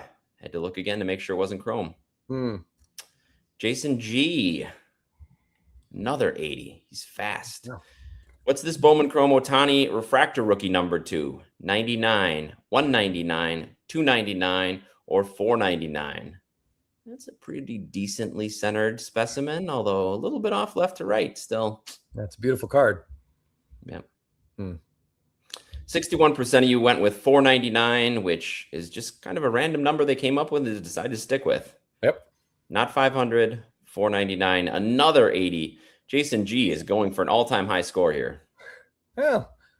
All Topps Dynasty cards are numbered out of 1, 5, or what other number? 10, 20, 25, or 50. That's a nice looking patch on that one. Yeah, it's a pretty good signature on this card, too. Love that jersey that has that patch. Okay. 60 of you got 10. I'm sure Scotty B got it right. And Phil? Oh, man. Jason G, 425. Just rolling right through this. What is the PSA 10 pop of Michael Harris II's first Bowman Chrome base auto? 1 to 250, 251 to 500, or 500 plus? The PSA 10 pop. Yeah. Is this a tough card to gem, Jeff, or an easy card to gem? Well, there must be like 3,000 of them made. So my guess would be a pretty high number. Yeah, it's over 600. Oh, it took Jason G a slight bit longer to get that one, but he still nailed it. What year is this Kerry Wood Bowman Chrome rookie? 1995, 1996, 1997, or 1998? We talked about this either last week or the week before. The brief Kerry Wood Bowman rookie combo. I forget what week it was, but I went back and looked at this card and some fun. Wearing like a velour. It's just the way that the light's hitting the chrome. Oh man. Yeah. 41% of you went with 1997. Good job. 1998, I believe, was the year of his 20 strikeout performance in May. It's the Astros. Jason G, what is this Paul Skeens crystallized number to? 5, 10, 25, or 50? This one he's throwing right down the chute. This is like the opposite view of the Miz on this one. Yeah. Interesting. Beautiful card. But is this a parallel? Is this a base? All right, everyone. I couldn't trick anybody, Jeff. Nope. Most people read right through your house of lies. Jason G did for sure. Pulling away from Grady and Michigan Cards and Graphs. Ohtani was the second player to win an MVP in both leagues. Who was the first? Mark McGwire, Ken Griffey Jr., Frank Robinson, or Hank Greenberg? Excuse me. Did Hank Greenberg ever play in the National League? I don't give it away, Jeff. Well, it was already done. 69% of you went with Frank Robinson. Absolutely right. Criminally undervalued, I feel like Frank Robinson.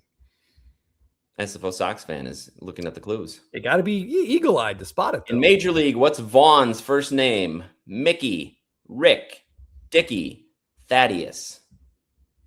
No Greg Vaughn as an option. Opportunity there. Yeah. Yeah, we wear sleeves here. 83% of you know that it was Rick Vaughn. We're breaking all kinds of trivia records. Oh, and Mo was another option. Man,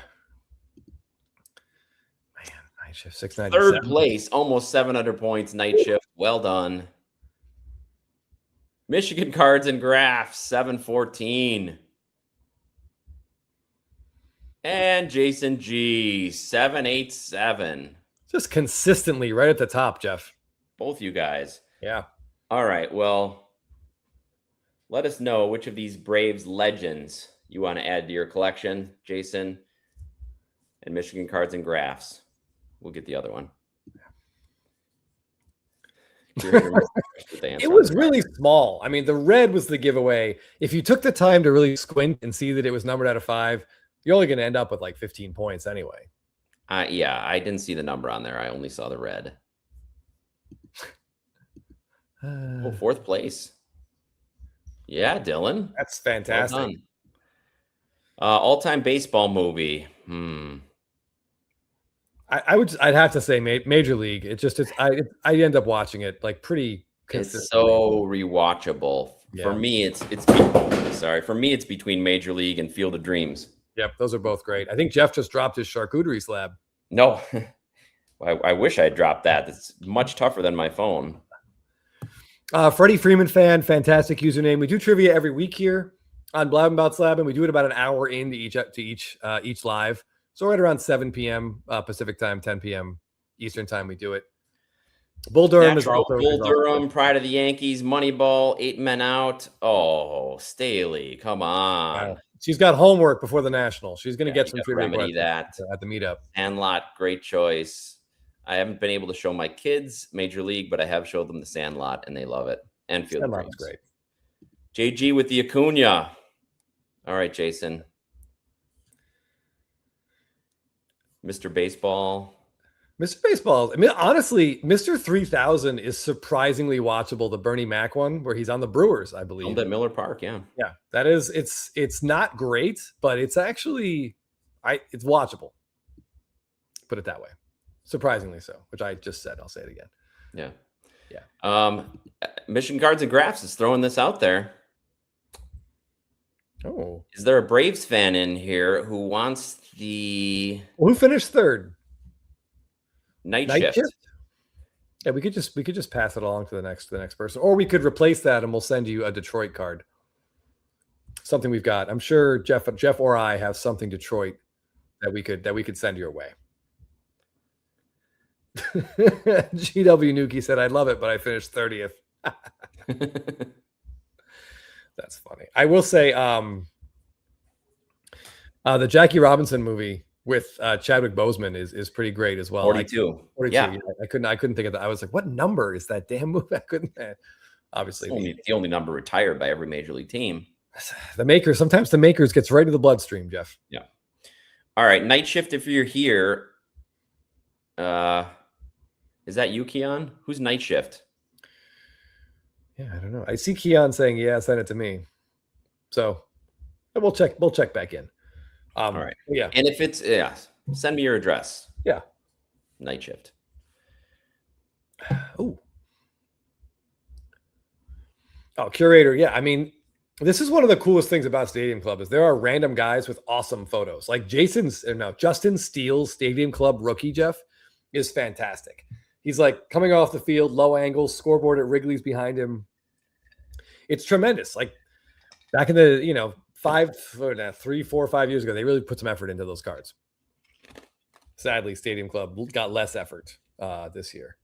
Yeah, I think for a lot of players, there, especially who aren't around a lot, Stadium Club has to be some of their best images.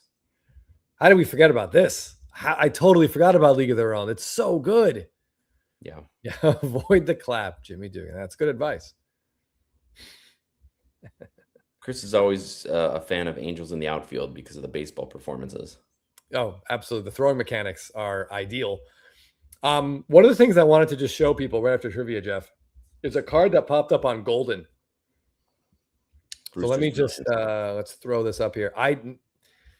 This is exactly what I would do and how I would recommend all of you guys what if you pull a card like this, I would never publicize it, but just get it to an auction house and get it into the hands of either Golden or Fanatics at this point. So this gentleman pulled, or I shouldn't say gentleman, someone, mysterious person pulled the redemption for a 1952 Topps Mickey Mantle. Which everybody's been waiting for. Some people were speculating that maybe it wasn't put in the product. Yeah. There's enough stuff missing from these Topps products. They didn't need to forget this one. Thankfully, it was pulled. And it's already sitting at $54,000. Imagine, Jeff, out of just a regular hobby box. Regular pack. And they don't say what it's graded. It just says graded, right? Yeah. It gives them a little bit of leeway. Yeah. We're assuming it's an authentic, probably. Yeah. But. And I'd be thrilled with that. Yeah. Yeah, Dylan, that's very cool. I'm trying to think 2023, what that image is. Is that the one with the horizontal one with the facade kind of behind him after the walk-off? Awesome looking card. I'm pretty sure that's it. But yeah, this is just very cool to see. And Golden has but you don't know the grade. Maybe they don't even have it yet. It's kind of a weird situation, but can you imagine you win this and then as you're scratching the back, Jeff, you scratch a little bit too hard? You have to call Topps and be like oh, yeah, sorry. Oh, it's just such a. I mean, I know there's some people that probably hate this, but I think this is a very cool thing that they did for the 75th anniversary. Or they threw a bunch of stuff in there. It's great. I love that they put it in a flagship set. Yeah, it's great. Everybody has a chance. Truly has a chance. Not like some of these other ones where it's not really. Right. Riku Nishida. He's only 5'6", Chris, the Japanese player. But he just made his major league debut, and Stewie sold right before he did that. But he had a cannon of a throw from right field. And I saw after the game, one of the announcers was comparing him to Ichiro. And he was so almost offended. Like you could tell it was a great compliment, but he just didn't want to have any sort of comparison or to the legend of Ichiro. I thought that was really cool, the respect he showed to his fellow countrymen. Yeah, he was almost like, please don't mention me. Yeah, in the same name. sentence. Yeah, but it was a great throw. And yeah, it was. I also really enjoyed the Houston, right? Had the combined no-hitter. Yes. With also a guy wearing the rookie debut patch in there. Yeah, that was pretty cool too. That's really cool. Yep. What was I wanted to just, oh man, where was the other thing I want to talk about? Before you have I didn't realize he had signed in kanji. That's awesome, Stewie. Well, I mean, sorry for your loss of money, but sound like great cards. All right, Jeff, if you want to, all right, I'll do be what back. You got to do.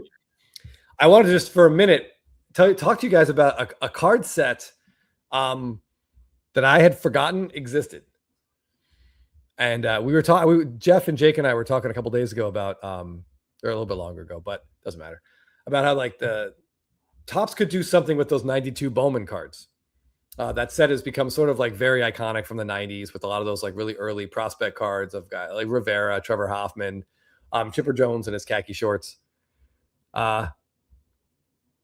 Excuse me. But like, we were joking that it was a big, great insert set that Bowman could do every year with some of these prospects. Maybe not their first or whatever, but I totally forgot they did it. So they did this in 2023. There is a set, an insert set in Bowman, and they use photographs from Randy Johnson, of all people. So here is one of those cards. This is probably the biggest name who's in this set, and this is actually a Corbin Carroll rookie card, and he's just rocking khaki pants and a hoodie, and sitting in what looks like a giant plastic glove. So I immediately I don't know if I somehow, Jeff, I forgot this insert set existed, but as soon as I saw this card, I'm like, oh my God, I need this, but I don't need it enough to pay for it. But like this little insert set is very cool. There's like 12 guys in here. They were all prospects except Corbin Carroll, who's a rookie. Yeah, that was a good idea of them. Yeah. Overlooked. Yeah, it's also, it must have been painful for Randy Johnson too, because they must have given him very strict guidelines. For a guy who's got a great photographer's eye, probably had other things he wanted to do, and they're like, no. Yeah, because he's got started doing nature photography. Mm-hmm. I think he's got some really incredible nature photography, and then sports, and they're like, okay, just get him sitting. These are bad. But they're bad on purpose, I think is what's going, because we talked about the 92 Bowman set, and that's what all these images reference that are in this this insert set here. So are they referencing the actual outfits or no? I mean, I think there's probably a similarity to some of them, but there's no one dressed just like Chipper Jones that I saw. There's no one doing a dunk like Cliff Floyd. But they're all just sort of dressed in street clothes. But it's a fun set. And I think besides Corbin Carroll, they're pretty inexpensive because there aren't a lot of big names in there. It'd be fun to put together. How much was this? I didn't see when you pulled it up. Let's see. It's sitting on ComC for 160, or it's on eBay for 162. So if you're in ComC, it's probably about 20% cheaper. Yeah. Give or take. Stewie, that's a glove he's sitting in, but maybe a black curtain behind the glove, perhaps. Yeah, it's tough to really, you can kind of see the outline of the glove behind him. Yeah, Randy Johnson, the biggest man in baseball, has one of the smallest, finest autographs. That's almost actual size of his autograph. Yeah. But anyway, I just thought this card was cool, and it's something I totally forgot existed. Yeah, and Mile High Tide didn't realize it was an homage to 92. Maybe they could have made it a little bit more evident, at least from this picture. One of the best things about those 92 ones was the way they were posed, even like the Mariano Rivera, like standing in a doorway. So, oh yeah, I mean, it's an absolutely hilarious card set here. I'll just throw a couple. So you guys, if you're unfamiliar with the original, there's the look at that pose, cactus in the back. Oh yeah, Stewie, definitely. The black curtains, and I think Neo made the joke that it was the $5 million card was both a team color match and a curtain color match. Yeah, I mean, what is this? That's a nice lean. Look at that lean he's got. It looks like he's leaned state line. Jeff, it looks like he's leaned the column out of the ground. You're right. They need he was leaning on an angle. They're like, no, we got to have him straight. Let's tilt. Although it could be one of those ballpark ones that at a ballpark, sometimes the outside the stadium, they're on an angle because they're holding up the building. So I'm thinking that's what it is, but it's good lean. There's the first baseball card of the best relief pitcher of all time. It's hard to see the future when you look at something like this. It's just like that's probably a small shirt and it's still loose on him. Oh yeah. But yeah, I just love uncovering stuff like that. It's fairly recent, a couple years old, but still something that I didn't remember seeing. There's a lot of stuff in this hobby that we miss because there's so much stuff that gets produced and put out there, Jeff, that we can't see at all. Oh yeah, hold on, let me grab the. All right, before we move on. Yeah, it looks like a beam holding up the stadium. Given the lean, they're like, yeah, no, just look comfortable. Try to. Yeah, look natural. Normal. Yeah, look natural. Exactly. Yeah, look cool like this guy, like Alex Gonzalez. Yeah, the big bright colored ties, the clashing ties. 90s ties were so wide too, Jeff. Really wide. I remember for my 8th grade graduation, I wore a tie, and now the tie is like wider than any adult tie I've ever seen.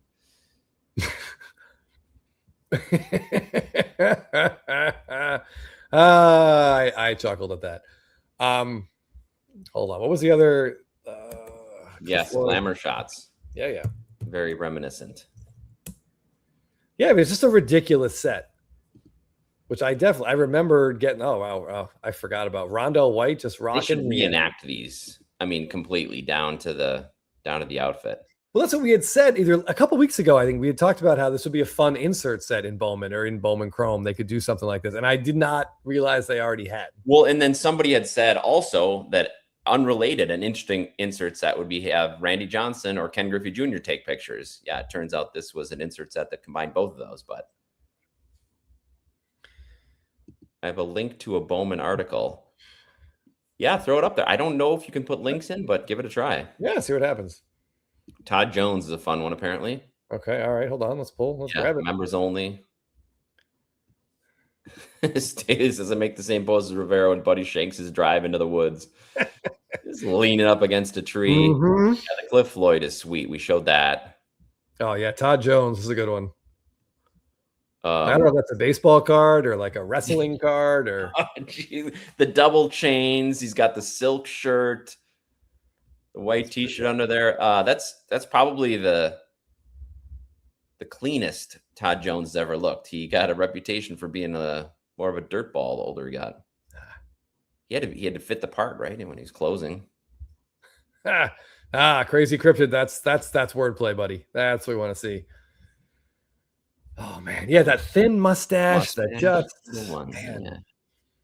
Like off screen, he's got one of those like wooden paddles, and he's just going around looking for freshmen to hit with that thing. Yeah, in this, he's only 16 years old. He just is one of those guys who look perpetually 40. Yeah. Right. Oh, yeah, man. John Daly, a little John Daly there, young John Daly look. I can see that. HB, you'll have to send the article. He said the article has all the pictures in it. Okay. I don't think it doesn't show up in our chat to click on. Okay. All right. Yeah, we'll see. Hold on. I think I actually got what do we got here?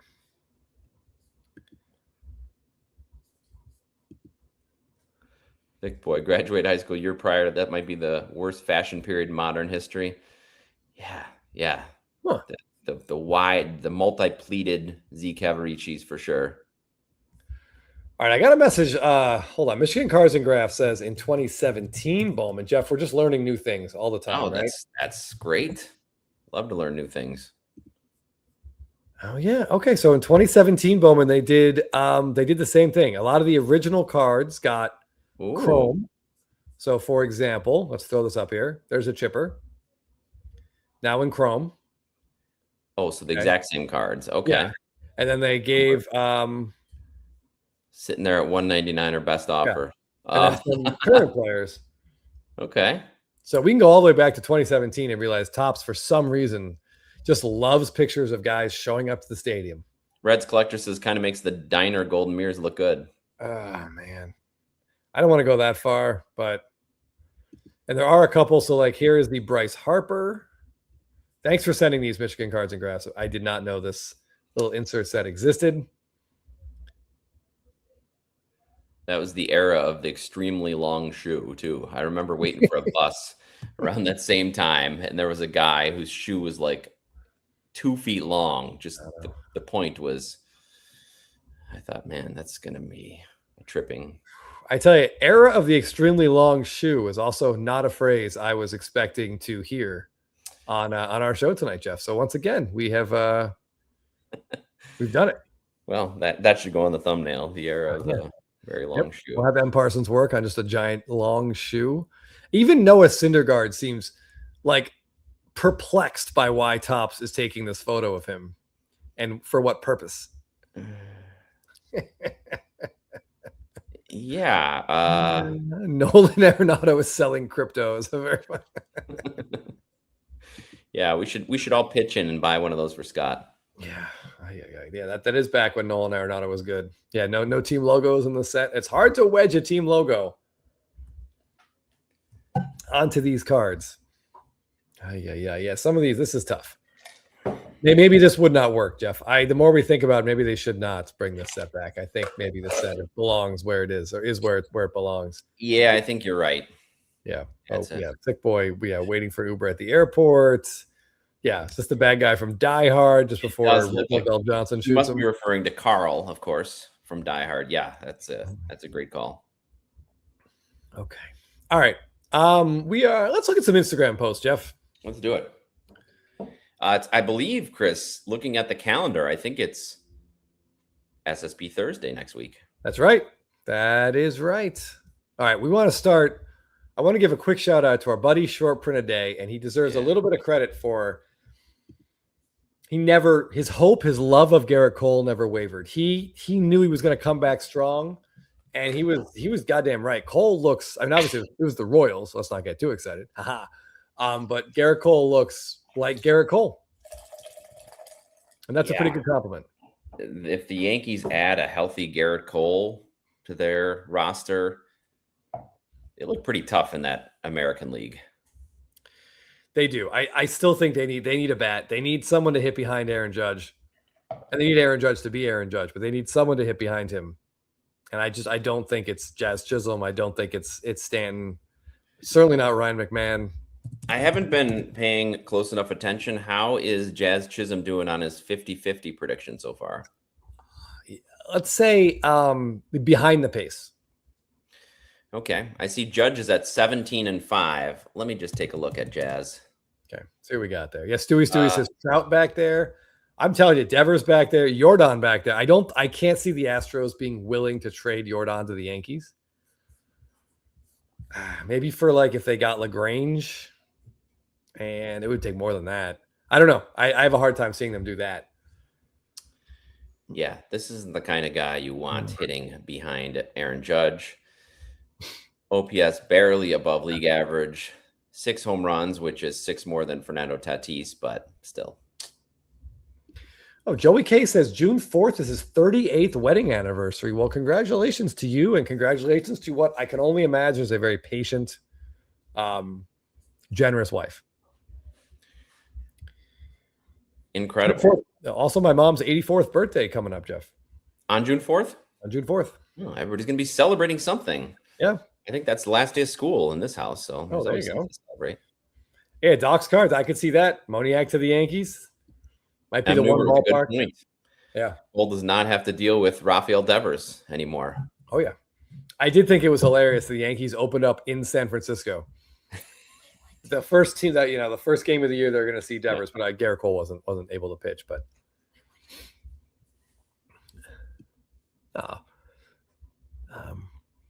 it's cool if you PC Jazz Chisholm. He has a lot of pretty good variations out there. But yeah, so congrats to Short Print a Day for playing the long game with Garrett Cole. Okay. So this card was up on eBay recently, and Atlanta Sports Cards won it.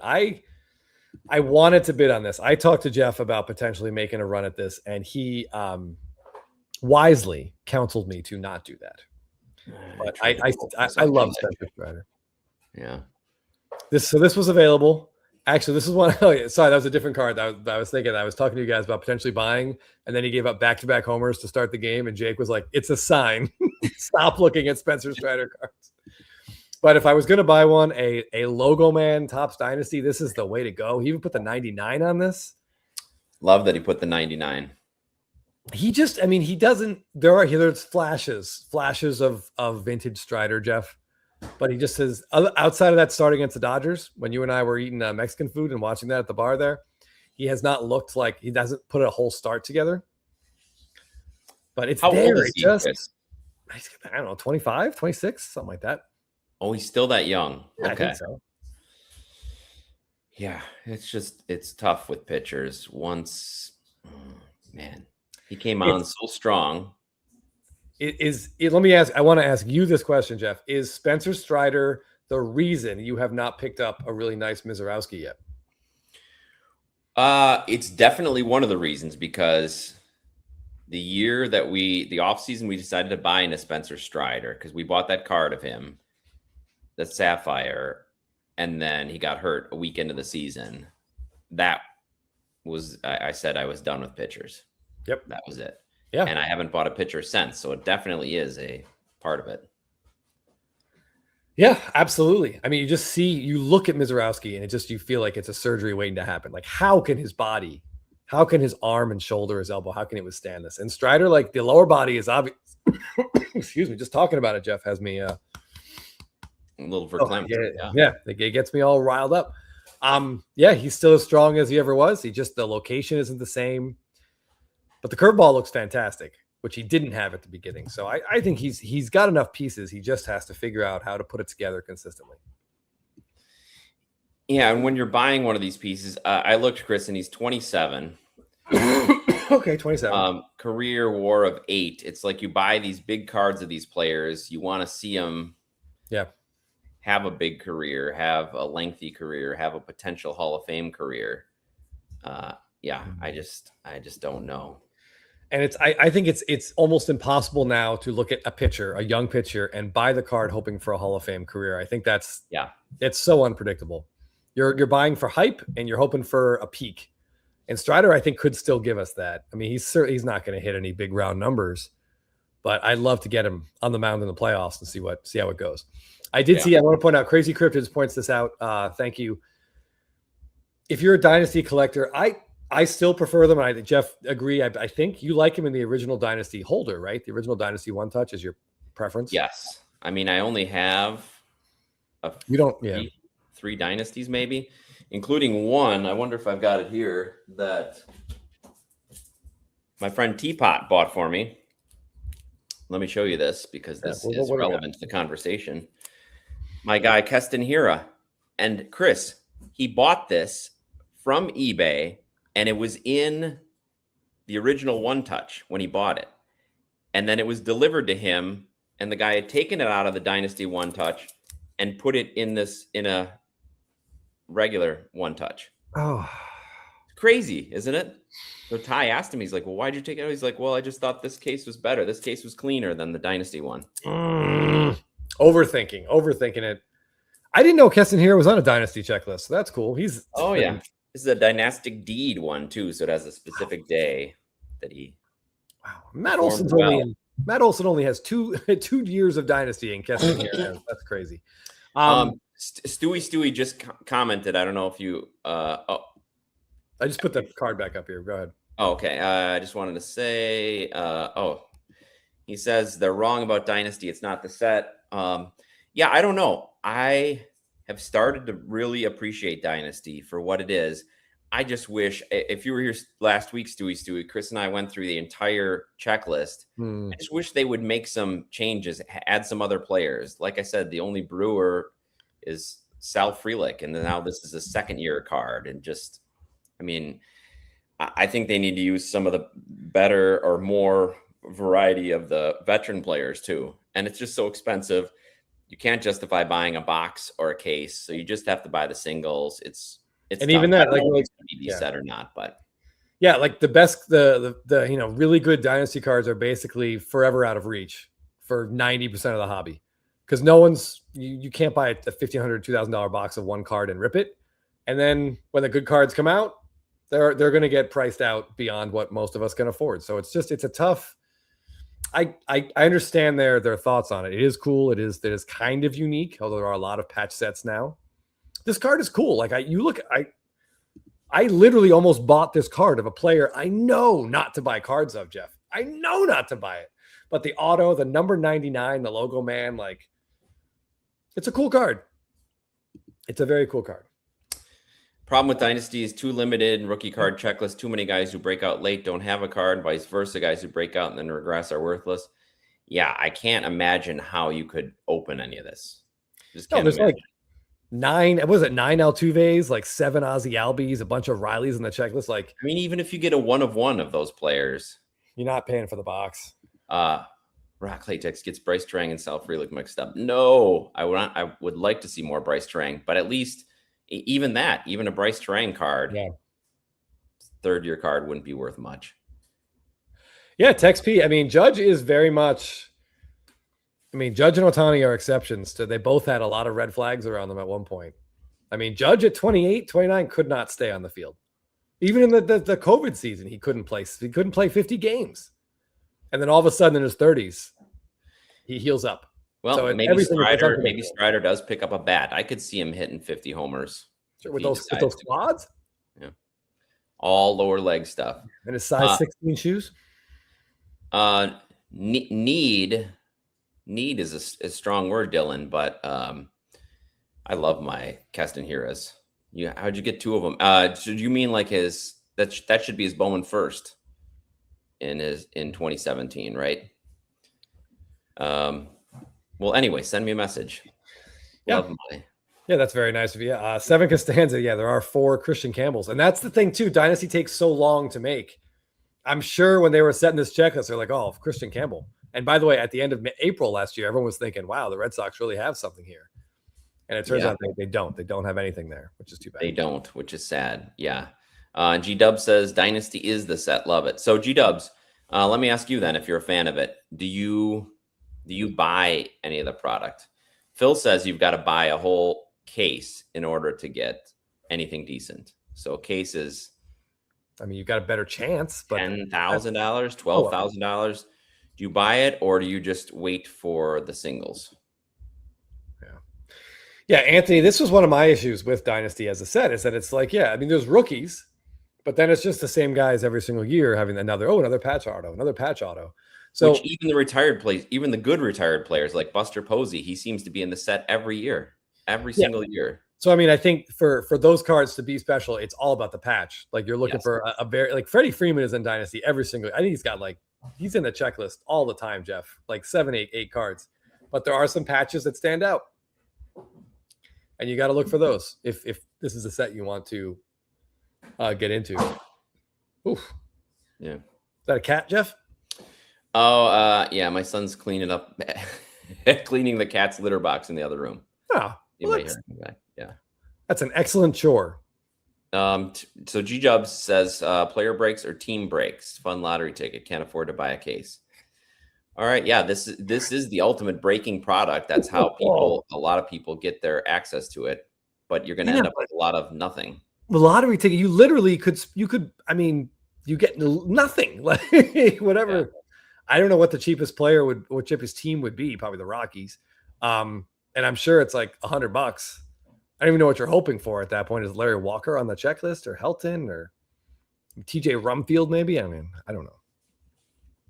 We'll see if that comes out. You aren't doing Dynasty any favors by talking about it. Well, listen, we're not here to do favors. We're just here to no favors. They don't need any favors. Yeah, we're just here to chat about cards and hear what you guys think. But we did. If anybody's interested in a longer conversation, we did talk about that on a recent Spitball and Cards episode about the rise of Dynasty compared to Bowman Chrome over the past few years. So check that out. Yeah, sometimes it feels like the past few months, Jeff. Yeah, well, there's a lot of Dynasty talk on that channel. All right, back to Aaron Judge for a minute. So PSA Collector posted this. This is an Aaron Judge card. I feel like kind of is under the radar a little bit. It's his 2019 Topps Chrome image variation. This is the gold parallel of that card. And if you haven't seen this card before, I totally get it. It doesn't pop up for sale very often. But in the background of him is almost like it looks like it's carved out of a rock. So the Yankee logo back there. It's just a very kind of cool, unusual looking card. Is that the Y that we're seeing? Yeah, we're seeing the top of the Y, I think. Okay. I was wondering. I just thought it was a regular background. Now I'm seeing that. Yeah, it's in there. It's hard to pick up. But it's a kind of a cool looking card. And honestly, the colored parallels make it harder to see, I think, in the background. I can try to grab a regular one, but I think this is a pretty cool Aaron Judge card. He has a lot of not great Topps Chrome image variations, including several with Derek Jeter in the last year, Jeff. Let me see if I can get a clearer shot of what the background of this card looks like. It's fun to see him framed like that. Yeah. He's got a closed mouth on this, I noticed. I know we usually say we want stuff. We like our cards of these guys on the field, but sometimes stuff like this is interesting. That one's a little bit clearer. It's vertical, but you guys can figure it out. You want to share a different one? Yeah. So here is the base. Oh yeah. You can kind of see. It almost looks like if you've seen Project Hail Mary. I guess it's not carved out of wood. It looks like it's made of metal. Iron, yeah, a big iron sculpture, an iron NY sculpture. Yeah. Well, it's just interesting. It's different. Yeah, and there you can see the lights behind it. I like it. Better than a diner. Yes. He's in his uniform. He's got a bat.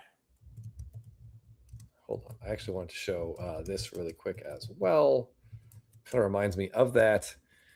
If I could find it. But yeah, I mean, if you're an Aaron Judge guy, you probably already have a copy of that card. But 2019, the variations are a little harder to find. You've probably seen a lot of the Acuna with his knee down and Soto sliding. But I think that Aaron Judge card kind of... Yeah, Staley says he likes this. He says it has his favorite Mookie in it. Which is the Mookie from this? Oh, the weight room one with the medicine ball? I think. Yeah, medicine ball, yeah. Yeah, Staley's got the rainbow. Yeah. All right, so Garrett Cole in 2020 has a Topps SSP. I meant to show this when we were talking about Jake's post. But I think, generally speaking, Jeff, we don't like press conference stuff. We don't like podium cards. We don't like stuff like this. But there are always exceptions to everything that we say. Yeah, so I think this is the best way you can do a press conference. Yeah, this is awesome. So Garrett Cole always wanted to be a Yankee, which he said. So this SSP out of 2020 Topps, like look how happy he is wearing the jersey for the first time. We get the moment he puts the jersey on. Yeah, scoreboard saying "Welcome to New York" back there. This is cool. And there is a box topper jumbo of this, and the cloudy sky back there is just begging for an autograph. Even this regular SSP, regular size SSP, would really look great with a nice blue autograph and that clouds right there. Yeah, I'm surprised Jake hasn't got on that already. He has this card, but I would, Mr. Little Thor, I'm right there with you. It would look really good. But I like this Garrett Cole. Yeah, and you're right. And I think that proves that the exception proves the rule. Most of these, when they're standing behind a podium or next to some guy in a suit with their new hat on, doesn't look great. But and to be fair, Jeff, hindsight helps. Or to see how things turn out. Like Anthony Rendon. He has like two different variations after he signed with the Angels at his press conference, and those cards are awful.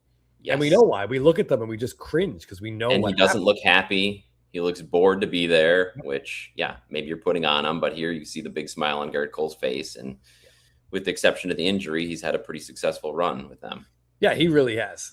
He really has. And plus, if you happen to own a Casio watch, you get that little bonus over there in the background. Yeah, a little promotion for Casio. Here's a question for you, Chris, from Seven, which comes up every couple months. But why don't you take another crack at it? Would you guys get a rare SSP card signed in person?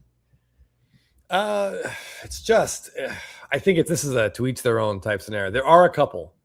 And I'll give you an example. The Freddie Freeman Ultra SP out of 2022, where he's catching the last out at first base. I love that card. It's one of my all-time favorite cards. I'm fortunate enough to have a PSA 10 copy of that. I was able to, at a random auction house, had a 9 up for bids, which I won, and I then traded that 9 to our very own Shelly the Turtle because he had a raw with a bad corner and I think an indent on the back. So we made a deal. So I have this kind of rough looking raw copy now, and I'm waiting for Freeman to do a signing, because for me, very personally, I would love to have that card signed and inscribed like 2021 World Series champs. It's from a specific moment, and a moment that you remember, and a moment that's big to you. Yeah, for sure. When I see this question, I always think of the Devers SSP, rookie SSP that guy had signed, and was it like blue? I think it was silver. It was like a big silver auto. Big silver auto. That's what it was. So I always think of that one. And I remember when we first saw that, and some people were saying, why would you do that to such a rare card? And other people were saying, that's so cool. And I think it was divided. So Chris is right. To each his own. For me, it would be much easier to have him sign if the card was not in great condition. Yes. Agreed. Yeah. Yeah. If you're looking at like a 6 or a 7 and you're like, it's cool, an on-card auto, it would be very unique. Yeah. There certainly will not be a lot of this card signed. So, but it's straight to your PC. I would never do it thinking I'm going to make a lot of money on this. Right. Because chances are it will lower the value. More than likely it would lower the value of the card. Yeah, but not to you, not to a person who gets it. Yeah, it'd be difficult to down the line. You'll have a harder time selling it than if it weren't autoed, if that makes sense. Exactly. Yeah. Okay. What did I have next? Oh yeah. Okay. So this card comes from Thick Boy Sports, and it's a John Valentin Skybox Star Rubies. We don't highlight a lot of 90s stuff, but we haven't heard that name in a long time. We get yelled at about 90s cards. And I wanted to ask, I got a trivia question for everyone about John Valentin. So I worked for a Mets minor league team called the Cyclones, and our radio guy was named Warner Fusel.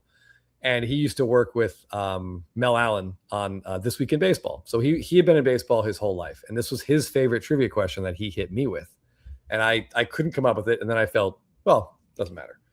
John Valentin had arguably, or I think inarguably, the greatest performance in baseball history on back-to-back pitches in a game. What did he do? What is the very best thing that a person can do on back-to-back pitches in a game, or consecutive pitches in a game? Now, this is not moment dependent. So I don't want to hear like bottom of the ninth, doesn't matter when. Maybe make a diving catch and then hit a home run. That's an excellent guess, Jeff. And I think you're on the right track. 2 grand slams, triple play unassisted. Okay. And then a home run? That's it right there. So yes, John Valentin turned it has to be back-to-back pitches, guys. There can't be 2 grand slams. That makes no sense. No. So John Valentin turned an unassisted triple play in the top of the 5th, and then he led off the bottom of the 5th and hit a home run on the first pitch he saw. And that's the greatest 2-pitch performance in baseball history. So you get 3 outs on defense, and then you hit a home run on offense on back-to-back pitches. Yeah, you're right. You can't do any better than that. You cannot do better than that.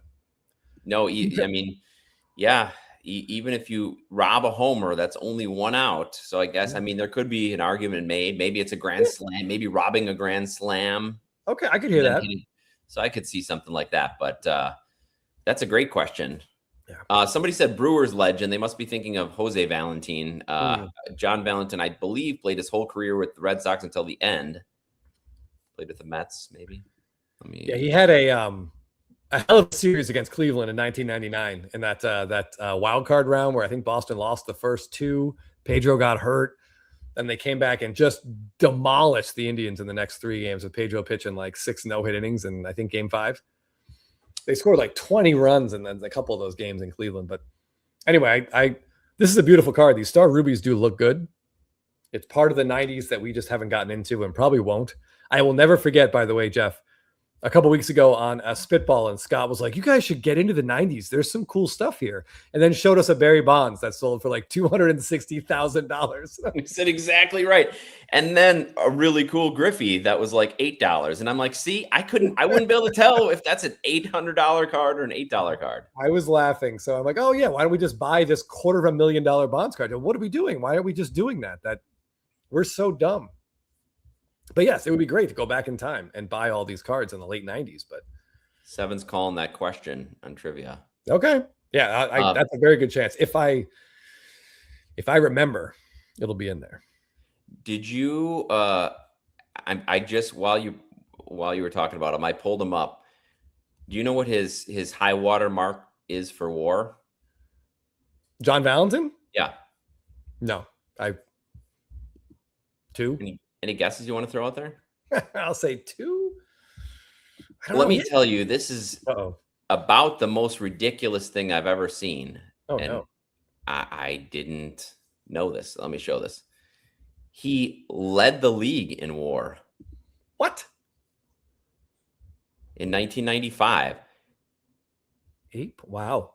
He had a 5.3, 4.3, 8.3, 3.1, 4.7, 4.8 WAR in consecutive seasons. And that 8.3, granted, 3 of it was defensive WAR. Hey, but that's crazy, isn't it? Can you scroll down to his postseason batting and tell me what his numbers were in that 1999 wild card series? Now that I brought it up, right there, up, right there. In what? The 1999 wild card series against Cleveland. Yeah. 3 homers, 12 RBIs in 5 games. Yes, in 5 games. Absolutely insane. 18 total bases. In 5 games. Yeah. That's nuts. And then in the next 5 games, 1 homer and 5 RBIs. He still batted 348 though. Yeah. I mean, he did his part that entire season. Wow. Okay, hold on. Joey. Yeah, Fernando Tatis Sr. did hit 2 grand slams in 1 inning. I can't imagine that ever happening again, but you just never know. What's the most amazing part about that? Someone tell me he had both. I know you know the answer, Jeff. He hit both grand slams off the same pitcher. Yes. Can you imagine? Could anyone tell me who it was? But yeah, how do they leave him in? I mean, think about all the runs. He's already given up 4 runs. Now that's 9 batters, and he's still in the game, Jeff. We should go back and look to see how many were walks and hits. I mean, he must have thrown a ton of pitches. Can you imagine somebody leaving a starting pitcher throwing 50 pitches in the first inning out there now? No, certainly not anymore. Oh, I see it very quickly. Rock Latex, Chano Park is correct.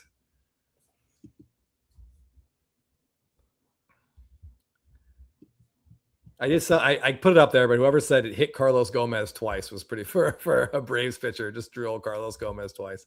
That was pretty funny. Everybody's drilling him. Chris, you've got a suggestion from Reds Collector. You need to figure out how to do a live watch along show of the Braves Reds on Saturday. We could try that at some point. We did that for the World Series. We did a spitball and live watch. We should definitely do it. Maybe when the Braves and Brewers play, Jeff, we could do that. That would be fun. Yeah, we should definitely look into that because I think that would be fun. We both trying to act like calm, cool, and collected, but end up just especially if it's a playoff game. Can you imagine? I had to sit through that Pete Alonso business. No, I'd say I give you a lot of credit because there's no way I would have been able to do that. That was heartbreaking. I can't even be in the same room with my wife during a Braves playoff game. Yeah. I do actually really enjoy these. The certified mirror goals, I think, are fantastic. I've seen some of those. That and the 93 refractors. Those are the 90s cards I would get into. Okay. I've shown this card before. I just love seeing the on-card autos. ERT sports cards with this Bo Bichette rainbow foil, 2020 Stadium Club. It's cards like this, Jeff, make me wish Bo Bichette were playing better. Everything great about a baseball card here and everything great about Stadium Club. You got the low angle. Yep. You know exactly where you are. Even if you don't see the ballpark, you get the background, the tower, just larger than life. I mean, if you only have one baseball card and this is it, you've got to be thrilled. Oh yeah. Yeah. He has very limited autos too. He's the only guy in the checklist, I think, whose chrome autos are on card. For some reason Yeah, he's got rainbow foils and then very limited paper autos. I would say he's got maybe, I think, less than 100 total Stadium Club autos his rookie year, but this card is fantastic. He could turn this whole thing around. He could. I mean, he's multi-time league leader in hits. He can hit. He's just got to do it. I just want to give Curator a shout out. June 26th, which is my sister's birthday, 20-year anniversary. Wife got me an 89 Upper Deck Low Series box. We're going to rip in Vegas on our anniversary for part of our gambling budget, chasing that Griffey. Awesome. Keep us posted how you do. It'll probably be a perfect Griffey, perfect Oh, yeah. hologram. You'll send it in to get graded, and it'll come back a 6. I was gonna say it'll be perfect, but you're in Vegas and you'll end up dropping it, or you'll get some Ding like in the food. corner. Yeah, some champagne will spill on it or As you're something celebrating. like that. Yeah. Try to video a couple of those packs getting opened. Make sure you bring some penny sleeves. I know Yes. Chris sometimes doesn't do that on vacation when he's Penny really. sleeves and the top loaders. Make sure you get them both. Yeah. Michigan cards and graphs. I won't put the 2 comments up, but yeah, that tough look for me on that one. LOL. That's pretty funny. All right. A couple more here. Here we go. All right, Matty H cards. These 75s in Heritage Golds look awesome. I think these are the last ones numbered out of 5 too. Yep. Del Marte has been on a bit of a heater, Jeff. He is, and he's one of the more overlooked stars. He's a perennial top 5 MVP candidate. It's just that team gets so overlooked, I think. Yeah. And any attention to the Diamondbacks goes to Corbin Carroll. Yes. But this guy, NLCS MVP in 2023, remember he set that streak, I think, for most consecutive games in the postseason with a hit. He's a great player. The other was talk in the offseason about him maybe getting traded to the Red Sox or traded somewhere. Didn't happen. And thankfully for the Diamondbacks, he's still there. Yeah, and he, if you remember, he came up with Seattle. He was another potential building block that Seattle had that they let go. And he was not great initially. He was kind of just a fielding first guy. Then he broke out with some power, and now he usually hits like 30 home runs a year. Yeah. All right, real quick here. MGFS Sports Card. That's a cool thing. A team set of the 93 finest refractors. That's awesome. I need to get some of those Braves cards. And Jeff, Robin Yount is in there. Yes, somebody sent me the Robin Yount this week. Yeah. Yeah, Molitor's in there, but he'll be on the Blue Jays if he's there. Yeah. But yeah, I mean, I think, we definitely, that's a set that we can both appreciate. The first refractors we got in baseball. We probably should get into that set a little bit more. But the window, unfortunately. I remember in the 90s, like the Nolan Ryan refractor was in Beckett at like $800. I'm like, oh my God, like that's insane. And now if you've got a PSA 10, it's probably $10,000, if not more. Back to is that a full set, Chris, of refractors? So were there like 600 cards in that set, and it's a small set? I think it's like the set. That set's like 300 cards. I think it's something like that. The set's not that big. All right. Yeah. And a lot of them are off-centered, so you're going to have a hard time. Yeah. Yeah. Okay. Cool. All right, a couple more here. Oh yeah, SFO Sox fan. I feel like we haven't talked about his account in a little while. He's been posting something I really love, and I know Jeff does too. And that's older Topps Chrome, like numbered refractors. God, that's such a lame thing to say out loud. It's very nerdy. Yeah, it's really, really nerdy. Anyway, so he posted a little run of Tim Lincecum Reds that I just thought were really cool. So this is 2012, and then he's got them right here: 2009, 12, and 13. And I love how the shade of red changes. God, I'm such a nerd. It's not even funny. But that 13 design is awesome. The 09 refractors are really everything. I love seeing cards like this, Jeff. Yeah, and you got the orange jersey. That's cool. Yeah, get a little taste of the mechanics too as we go through these pictures. It's tough to get them on a card, especially if it's not horizontal, but it does give a nice taste. Yeah, I mean, what you can't really tell about this one is he's only covers about 4 feet from the bottom of his shoes to his hat when he's crouched down like this. He was a small guy. Yeah, but these cards are cool. There's a better look at the 09. And you just don't see stuff like this. These cards don't, as someone who looks for these like earlier golds and reds, like they do not surface. No, I think a lot of them are either lost to time or in people's collections. So they rarely come up unless somebody buys one of those collections. And yeah, the hobby was small. And other than that one guy on eBay who seems to have a lot of them, like St. Louis Dave, I think his name is, who he made me wait 6 months for the Chipper Jones that I was looking for, Jeff. Then finally listed it, and I messaged you, and I'm like, oh my God, this price is ridiculously high. And then, of course, it sold immediately. And I was like, I waited 6 months for nothing. Yeah. Oh, it takes a lot to impress Phil. I don't think, depending when they came out, Molitor may even be a Brewer still, because he was a Brewer in 92. And then... Was he? Yeah, because he was on the... He was on one of the... Wasn't he on one of the Blue Jays teams? The second one? Yeah, the second one. 93, he was a Blue Jay. Yes, and I don't think he was almost like 40 when he went back. He was born in Minnesota. He went back home to the Twins. Let's check this out. Yeah, he joined the Twins when he was 39 and had 225 hits as a 39-year-old. Jeez. Yeah, and he won World Series MVP too, if I'm not mistaken. Yeah. One of those 2 years. Yeah, 93, I think. He did, and he dominated in the 82 World Series with the Brewers. I mean, he led the league during the regular season in runs, but he was dominant. He was the first guy to have 5 hits in multiple World Series games. Whew. Surfing on slabs. What a fact. One of only 3 pitchers with multiple World Series Cy Youngs and no-hitters. Wow, that's quite a club. Man, who else is in that club? Yeah, let's think of the other ones. Well, it's not Nolan Ryan because he didn't win a Cy Young. I'm thinking Koufax and Verlander definitely in that club. But multiple Cy Youngs. Well, when did the Cy Young come out? Did Koufax win? Yeah, it existed in the 60s. So he's got a few of them. Surfing on slabs. Mad Max. Oh, Scherzer. Yeah, that's a good one. Multiple no-hitters, though. Does Mad Max have more than one?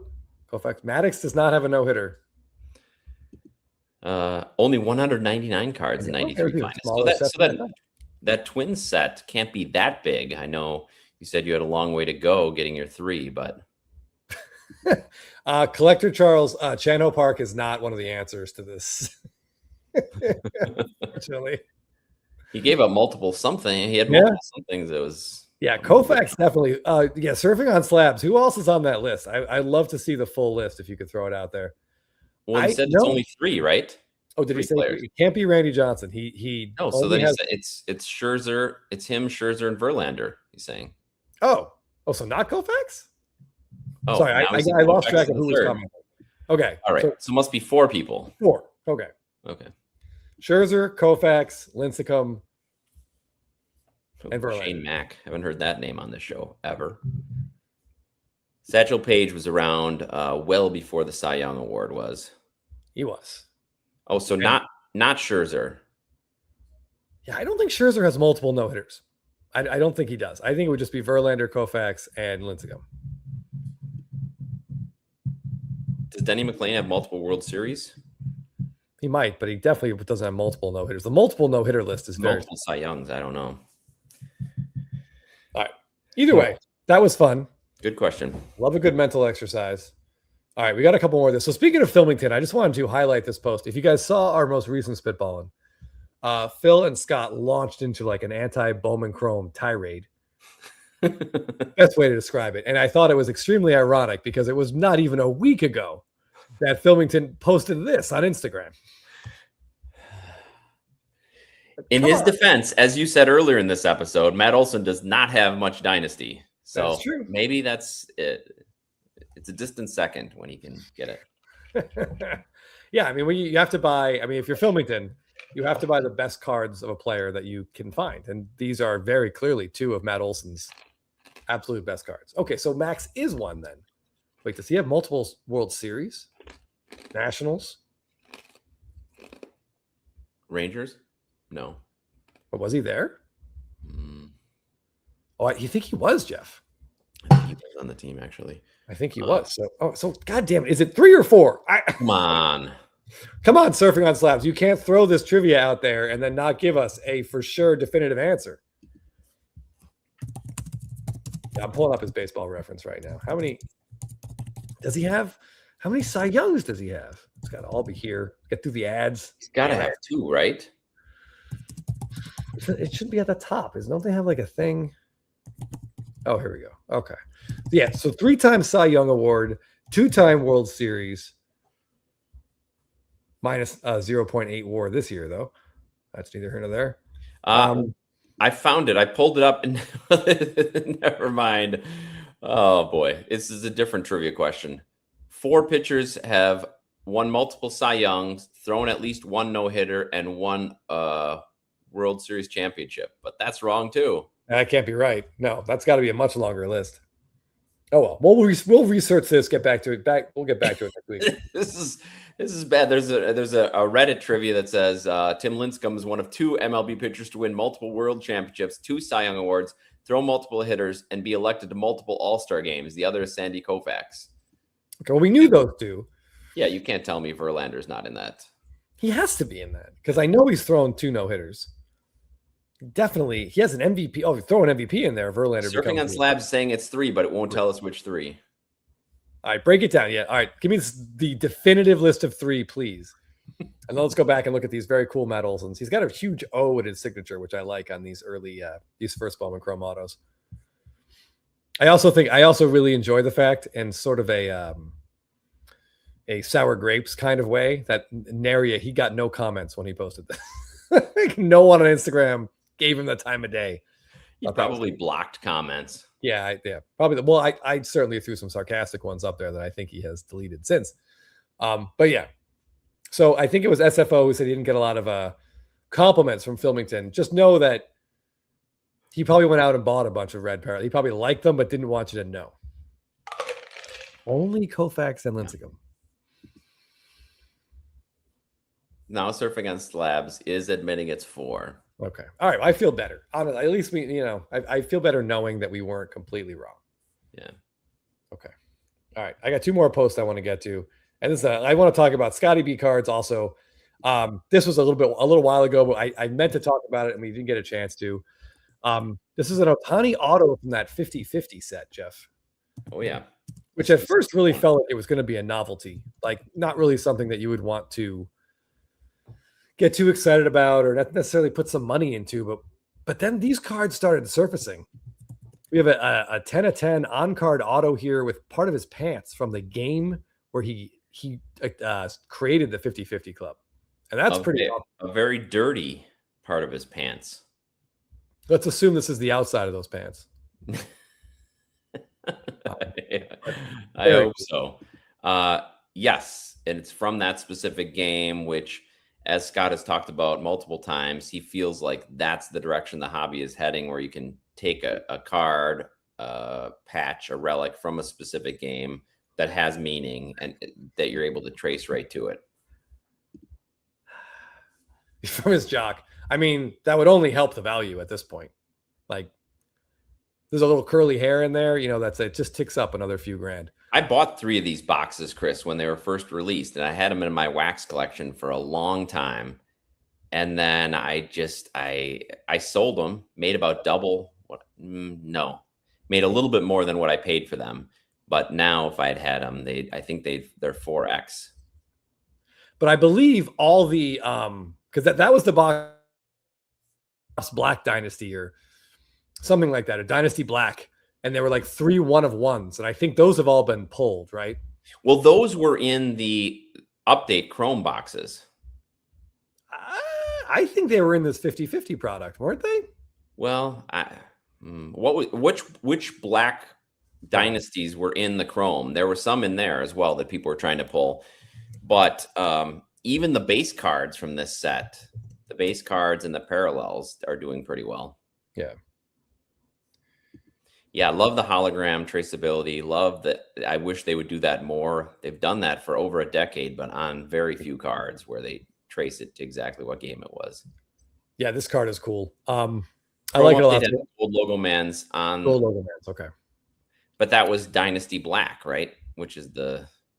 No, the Gold Logo Mans were just, I don't know. Those are just Topps Chrome, essentially. They're Topps Chrome cards. I think the Dynasty Black were in the 50-50 boxes. I think that was like the big draw of those 50-50 boxes.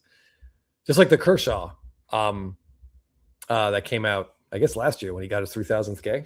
What was that in? I think they did something similar. Like they had a separate product that those were in. Because I remember Filmington was going to buy it like the 1-of-1. And he thought it was going to like sneaky go sort of unheralded or unnoticed, and it absolutely did not. I don't know. Yeah, products like this were what product that was in. I remember that specific one. Yeah. Yeah, they're just out of our price range. Hold on. Yeah, so as he says in there, there are only 16 jumbo patch autos across the entire set, an out of 10, out of 5, and out of 1. And this one shows strong wear with visible dirt. All right, so yeah, the Dynasty Black Ohtanis were in this set. They were in the 50-50. I just looked it up really quick. But yeah, I cannot imagine pulling one of those. Hey, you doubled your money. I think it's were they redemptions like the other? Yes. They had to be. They had to be. This It's was probably too fancy, and they were like all those black edges. They'd be Yeah. nuts to put that in the boxes. But okay, so we have our we're ready for our Instagram post of the week, and I have to be honest with you guys, I cheated a little bit, or we cheated a little bit. This is a slightly older post, but it's one that we had talked about and meant to bring up, and we forgot, and then we forgot again. So which happens on this show. You can tell we kind of veer off into different directions. So often we forget things. Apologies if we say we're going to talk about something and then forget to, but just remind us. Just send us a note. Unfortunately, that does happen. We got a lot of moving parts here, and a lot of stuff can slip through the cracks. Plus, as you know, I am sipping Maker's Mark, and you probably heard Jeff open about 4 beers. And it's, we're doing the best we can. Without further ado. Blabbin about slabbing!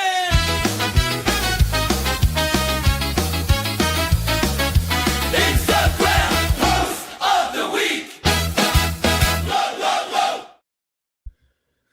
So we have highlighted this gentleman's account before. It's so many slabs. This is a really good guy, friend of the show, guy we've met a few times at the Burbank shows. But this Aaron Judge Bowman Chrome rookie auto, not his first Bowman Chrome.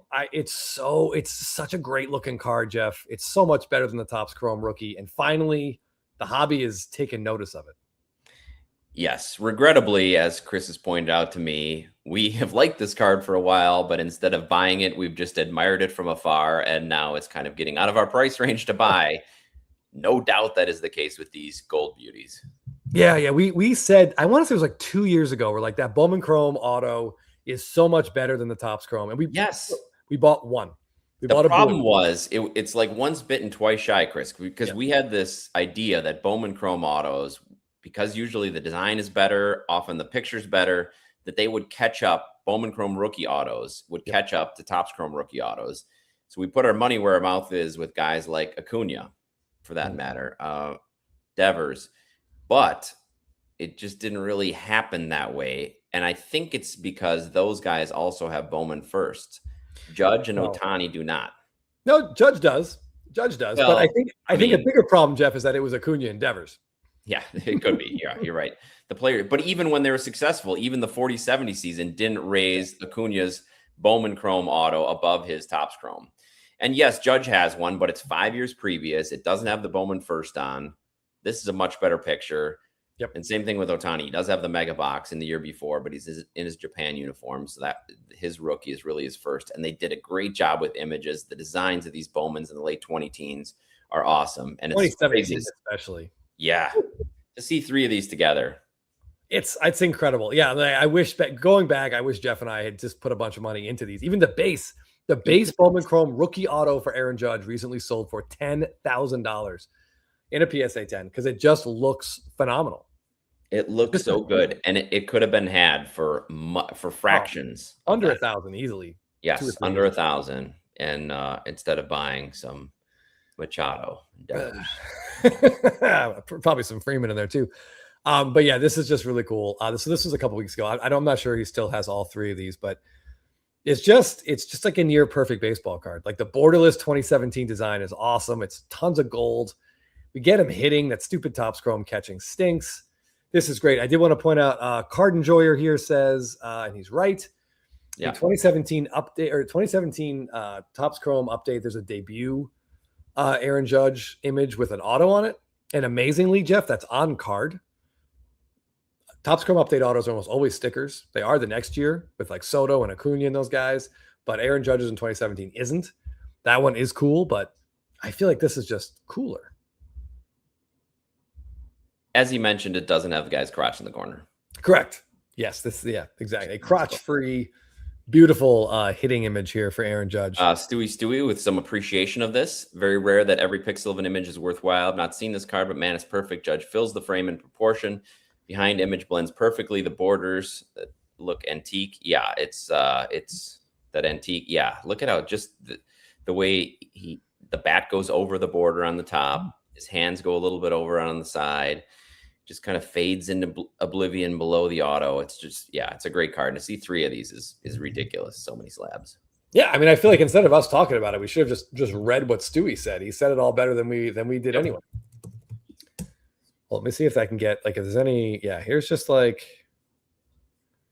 Let's make this bigger. Bump. Here's just the base on eBay, and it's just such a. It's just look how gigantic he looks. Yeah, that's just so cool. They really just did a great job with these. And if you want to think like, so Judge and Ohtani, their Bowman Chrome rookies have taken off, and they've certainly passed their Topps Chrome rookie counterparts. Like who else could be someone like this? I would take a look at someone like Julio Rodriguez because he has some Bowman Chrome rookie autos and a very limited rainbow options in there, and they short printed the base card a ton. Yeah, and I'd say even Bobby Witt's Bowman Chrome is better than his. Oh, Topps, yes. Topps Chrome is that, is weird, like throwing, I think. Yeah. Yeah, that's very cool. Yeah, I think I'm not going to show that blue. Well, the blue one is just the price a little bit silly. I don't want to show that. First non-PSA slab. I think we've managed to show a few on here, but yes, it's been mostly PSA slabs. Yeah. You're right, though. They're grading 95% of the cards in the hobby now, so chances are. Yeah, and there is, by the way, with these, a huge premium. If you can, I mean, a couple. Here's the PSA 10. I mean, that's just a perfect card. Like no notes if you're designing that. Oh, and they do a great job of where they put the white for the signing but doesn't completely cover it, so you can still see his legs. It's great. Yeah, nice big auto on this one. We have noticed there's a pretty strong premium. Like 2017 Bowman Chrome had great quality control. So a lot of these BGS slabs, Jeff, have great subs. So yes. You see one with 4.95s or above, I think you got a really good chance of crossing it. That's what Jeff and I did with the blue we bought like 2 or 3 years ago. Yeah. But no guarantees, of course. And obviously that would be expensive to do. Yeah, Chris did a good job defending the Bowman Chrome, especially the Bowman Chrome first in that spitballing video. So check that out. Yeah, I think there's a place for all of these cards. Bowman Chrome first have a special place, and in specific situations, not all situations, but specific situations, I think the Bowman Chrome rookies will outperform the Topps Chrome rookies, and this is one of them. I agree. I like the fact that maybe some rarity and some photography choices are taking precedence here. Yes, he does have a red ink from Heritage in 2017. It is extremely expensive at this point. Yeah, ask Jake about those. Yeah, so you might not even be able to find one available right now. They don't surface a ton. Right. But in conclusion, congrats, Brandon. Congrats on so many slabs. That's an incredible trio of cards. Kid's got an amazing collection. Make sure you follow him. TSO Many Slabs on Instagram. Same, I think his eBay store is the same name. So check that out as well. Big Harper collector as well. Oh yeah, got some Harper's amazing Harper up too. Just Harper and Soto, Jeff, are two guys that are just very quietly having great seasons. Soto, no one's going to pay any attention, but it's going to Soto's getting less and less quiet. I think he's got 7 home runs in his last 9 games. He just keeps hitting bombs. Yeah, but we're going to get to September, and the Mets are probably not going to have a good record, and Soto's going to be sitting in the mid-40s with home runs. And I think some people are going to be like, holy shit, when did that happen? And and an OBP of 430. Yeah, he missed some time on the IL, and I think when that happened, a lot of people just stopped paying attention to what he was doing.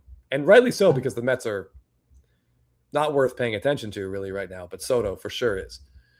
Hangers are bangers. Just be careful when buying on Facebook Marketplace. There's not a lot of protection, and now PayPal goods and services even won't necessarily cover issues with trading cards. So be careful on there. At a price like that, your best bet is still probably some of the auction houses. Yeah, I would look at Fanatics Collect or Golden for a card that big. And maybe you could look at some of the other ones that aren't quite as Heritage might have a couple that you would appreciate on there. So I would look at the bigger auction houses for sure to be safe. Yeah, we know someone at Fanatics we can put you in touch with if you message us on Instagram. I mean, we don't get anything out of that, but I'm happy to kind of guide you in the right direction. It's nerve-wracking to sell a card like that. It is. It's nerve-wracking to buy a card like that. But yeah, you just want to make sure that it's going to be in a way where, how to describe it, like where it's safe, where like you're not going to get screwed on some like PayPal chargeback. That's why like some of these places will charge fees that might irritate you, but the security of the transaction there's a value to it, Jeff, for sure. For sure. The only thing I can think, I'm not sure if you have a big social media presence, like a big Instagram presence. If you do, and somebody who also has a big Instagram presence is interested, who you've known, maybe go that way. But I would look at one of the bigger auction houses. So yeah, like Chris said, if you need a look, give us a call. As a matter of fact, Bilbington recently sold a Ohtani card for almost pretty much the exact same price via a Fanatics auction. And I think he was pretty happy with the results. Yeah. When are we going to get our Fanatics sponsorship? Yeah, right. It's right around the corner, Jeff. Right. All right. Thanks everybody for watching. Really appreciate it. I know we went a little long and got off track a little bit, but it's always fun talking cards. As Chris and I say, this is a highlight of our week. So remember, next week is SSP Thursday. That's right. That is right. I think Jeff actually has a brand new SSP of one of his favorite players from the 80s. He's excited to post. I've been hunting for a specific Braves SSP, Jeff, since when did this card come out? It came out in 2023. So I've been looking for this for 3 years, and I finally got one, and I'm excited to share that. So everybody better tune in. That sounds like a good tease. Get your SSPs ready. Message us on Instagram. We're always there. My favorite cardboard, baseball card addict, or the show has a site too. Yep. And if you want more baseball card content, like hop over to check us out on Spitball and Cards. We have a Discord over there that we recently started about. Geez, what, like 8 months now? Maybe a year? About a year for the Discord? I thought it was like more around Christmas. It's growing really fast. You know what? I think you're right. Yeah. But we'll call it 5 months, 6 months. All right. Let's call it 5 months. I have no sense of time. Again, I drink. But yeah, the Discord is great. So feel free to check out our Patreon. You can try it out for free for a week. Hop in the Discord. You can just talk shit to Phil and Scott and Jeff and I and Teapot, and then cancel after 7 days. I think that's an excellent way to spend 7 days personally. It is. And if you really enjoy it and feel like giving up a coffee for a month and paying for it, it helps us all out. So yeah. Thanks everybody. Have a good weekend. If your kids are playing baseball, good luck this weekend or week. Anything you want to add, Chris? Nope. Hug your pets. Yeah. Jelly, I feel like Jelly is aware that she has now an impending surgery coming up, and she's been a little clingy with my wife lately, which is nice. But that's kind of nice when that happens. All right, guys, we'll see you next time. Thanks again. See ya. Don't be late.